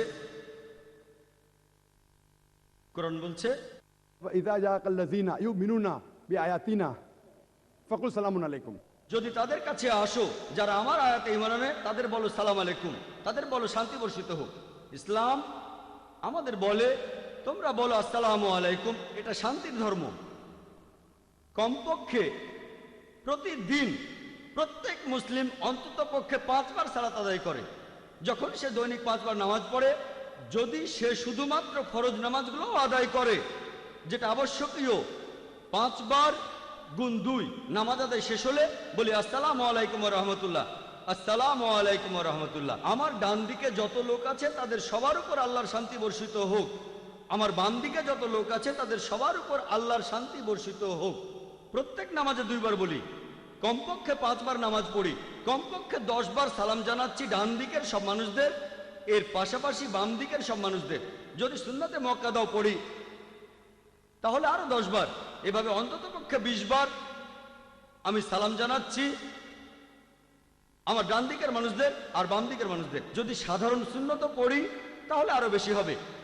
যখনই আমি কোনো মুসলিমকে দেখি তাকে বলি আসসালামু আলাইকুম, আপনার উপর শান্তি বর্ষিত হোক।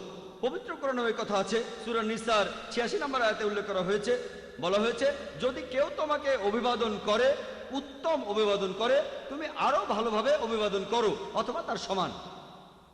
কেউ যদি আমাকে বলে আসসালামু আলাইকুম, আমি তখন বলবো ওয়ালাইকুম আসসালাম ওয়া রাহমাতুল্লাহ। কেউ আমাকে বললো শান্তি বর্ষিত হোক, আমি তখন বলবো শান্তি ও রহমত বর্ষিত হোক।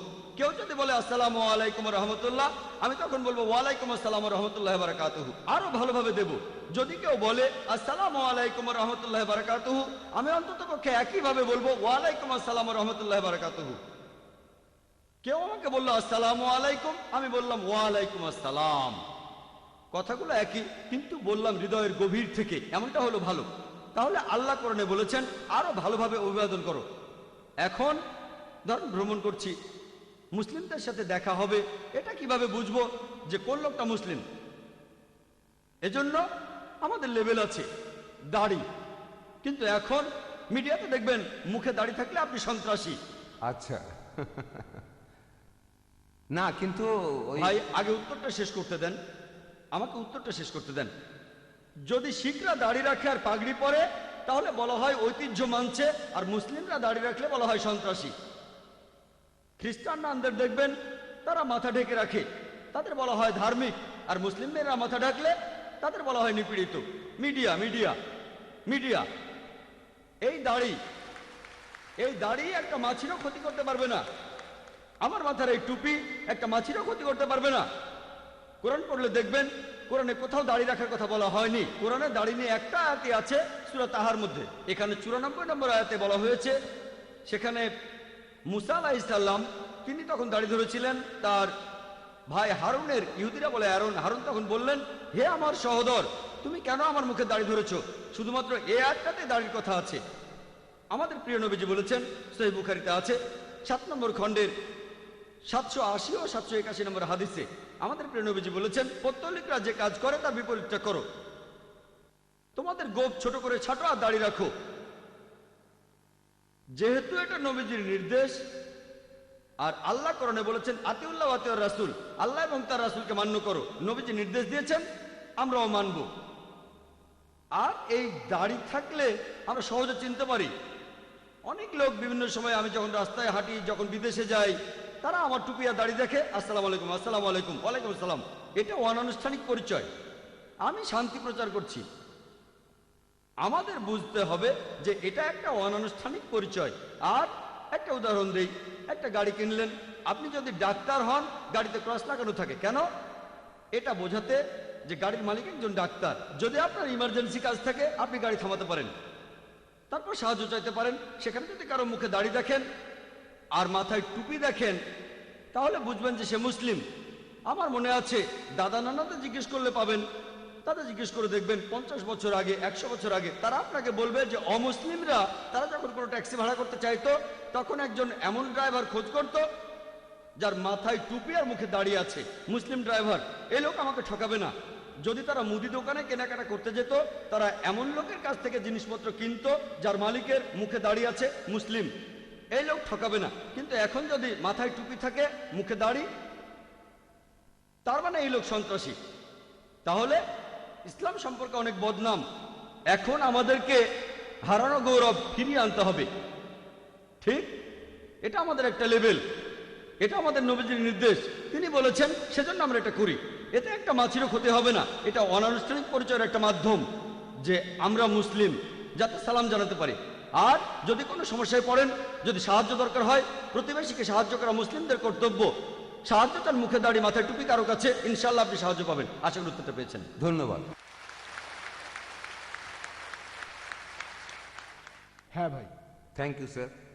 আমি ডক্টর রাজেশ, একজন হোমিওপ্যাথিক ডক্টর। আর আমার প্রশ্ন দুইটা। আমি পড়েছি যে নবী মুহাম্মদ হলেন সর্বশেষ আর চূড়ান্ত নবী। এই সর্বশেষ আর চূড়ান্ত কথাটার উপরে এত জোর দেওয়া হচ্ছে কেন?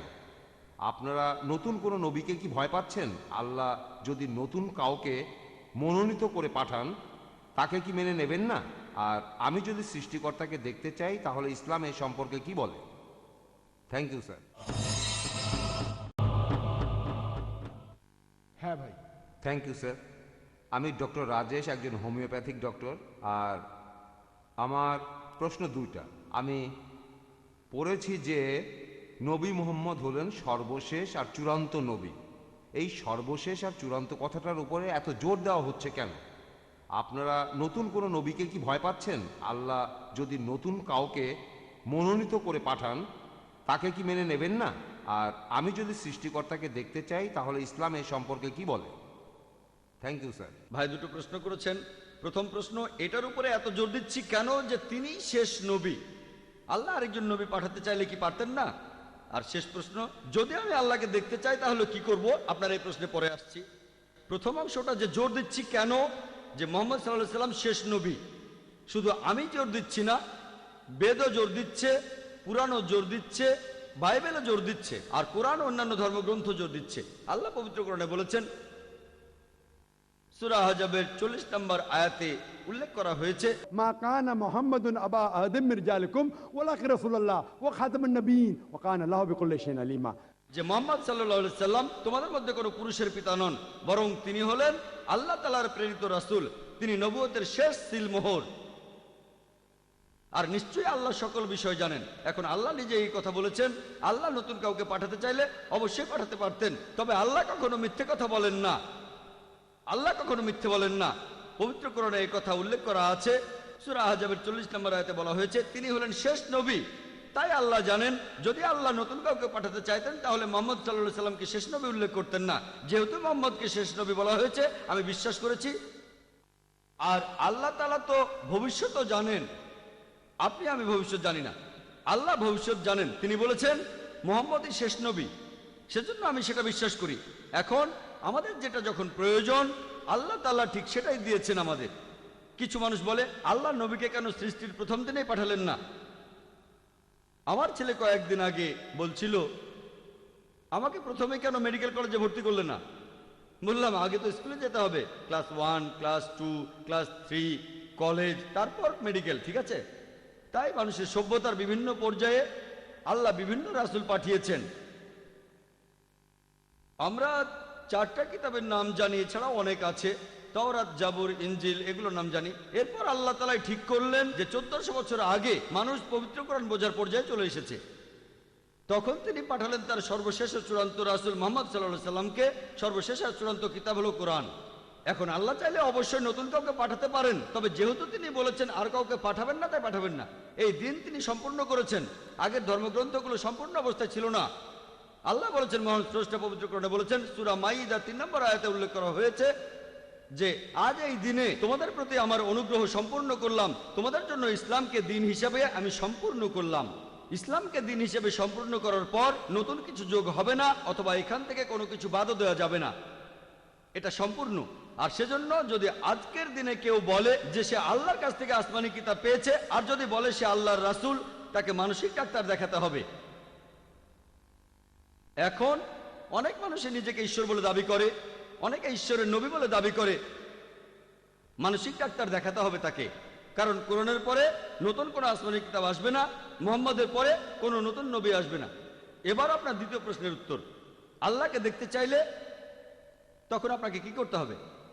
আমি যদি ঈশ্বরকে দেখতে চাই তাহলে আমি কি করব? আমি বলছি কি করবেন।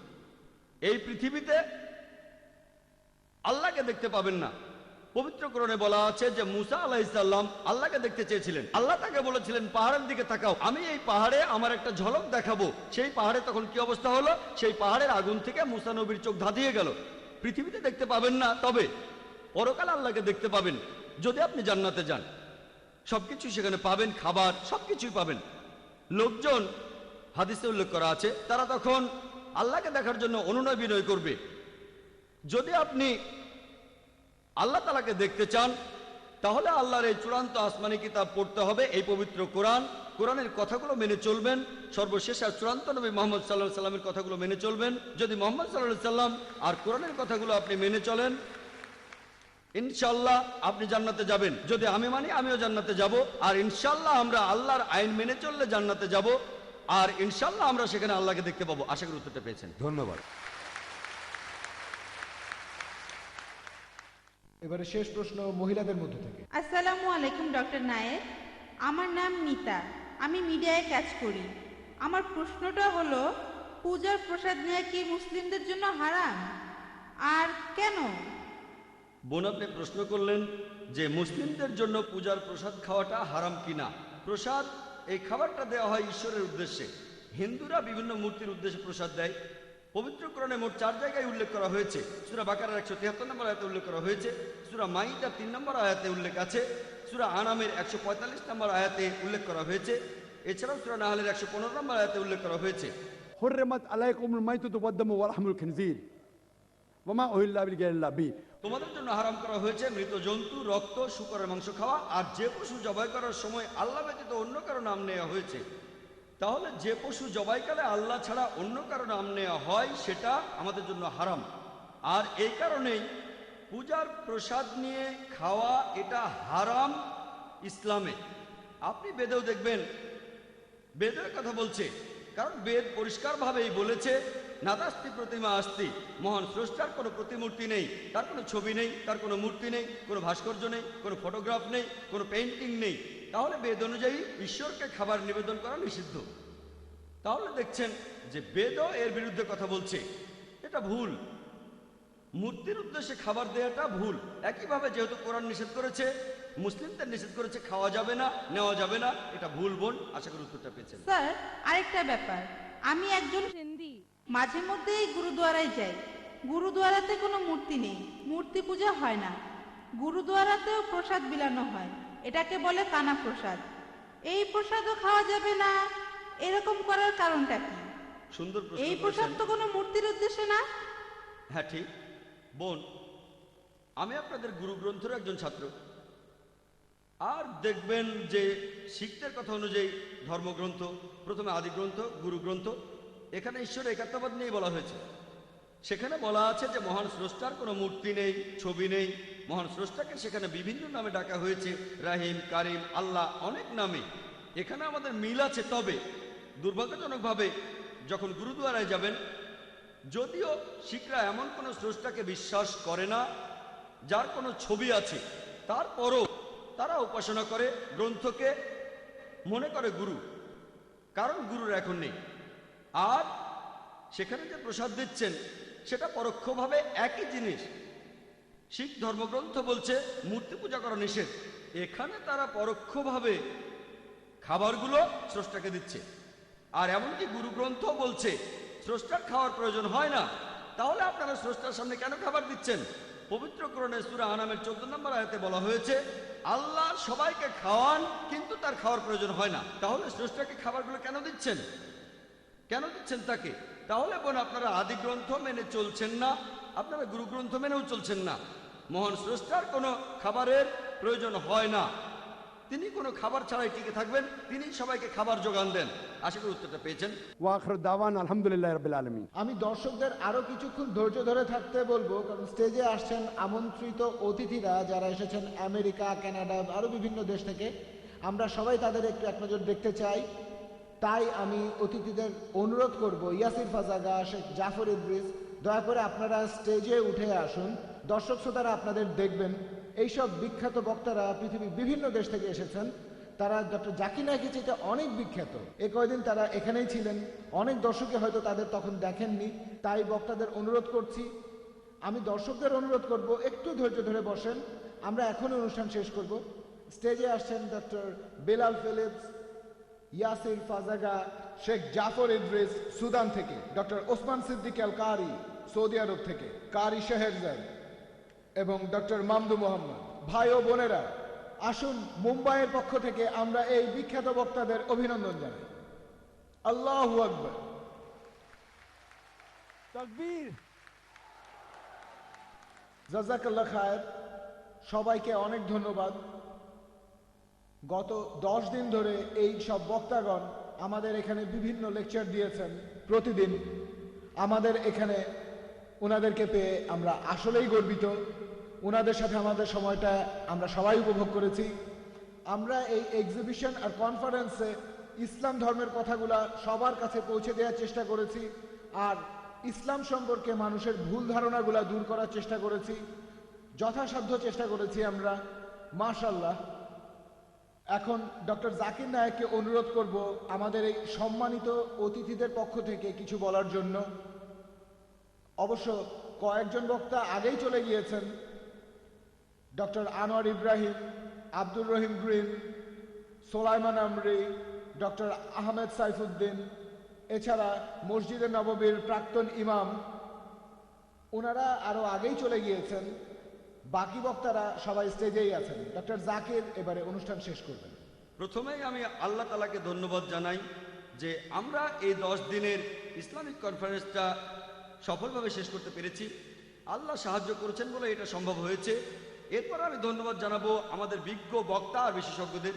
তারা পৃথিবীর বিভিন্ন দেশ থেকে এসেছেন, বিভিন্ন এলাকা থেকে, আমেরিকা থেকে, ইংল্যান্ড থেকে, সৌদি আরব থেকে, আরব আমিরাত থেকে, তারপর মালয়েশিয়া থেকে, এরকম বিভিন্ন দেশ থেকে। ওনারা না থাকলে অনুষ্ঠানটার আয়োজন করা সম্ভব হতো না। আর যদিও তারা খুবই ব্যস্ত, মাশাআল্লাহ অনেকেই পুরো 10 দিনই ছিলেন। আপনাদের সবাইকে আন্তরিক ধন্যবাদ। আর ইনশাআল্লাহ আল্লাহ তাদের রহমত করছেন। দোয়া করি আল্লাহ যেন তাদের জান্নাতে পাঠান। আর অন্যান্য সবার পাশাপাশি আমি ধন্যবাদ জানাবো এখানে উপস্থিত দর্শক শ্রোতাদের। ভাই ইউসুফ এস্টেস এসে পৌঁছলেন টেক্সাস থেকে। এছাড়াও বোম্বের মানুষদের ধন্যবাদ জানাই, ইন্ডিয়ার মানুষদের ধন্যবাদ যারা আজকের এই অনুষ্ঠানে এসেছেন, ধৈর্য ধরে লেকচার শুনলেন, শান্তির ধর্মের কথা শুনলেন। সবাইকে ধন্যবাদ। ওয়া আখির দাওয়ানা আলহামদুলিল্লাহি রাব্বিল আলামিন।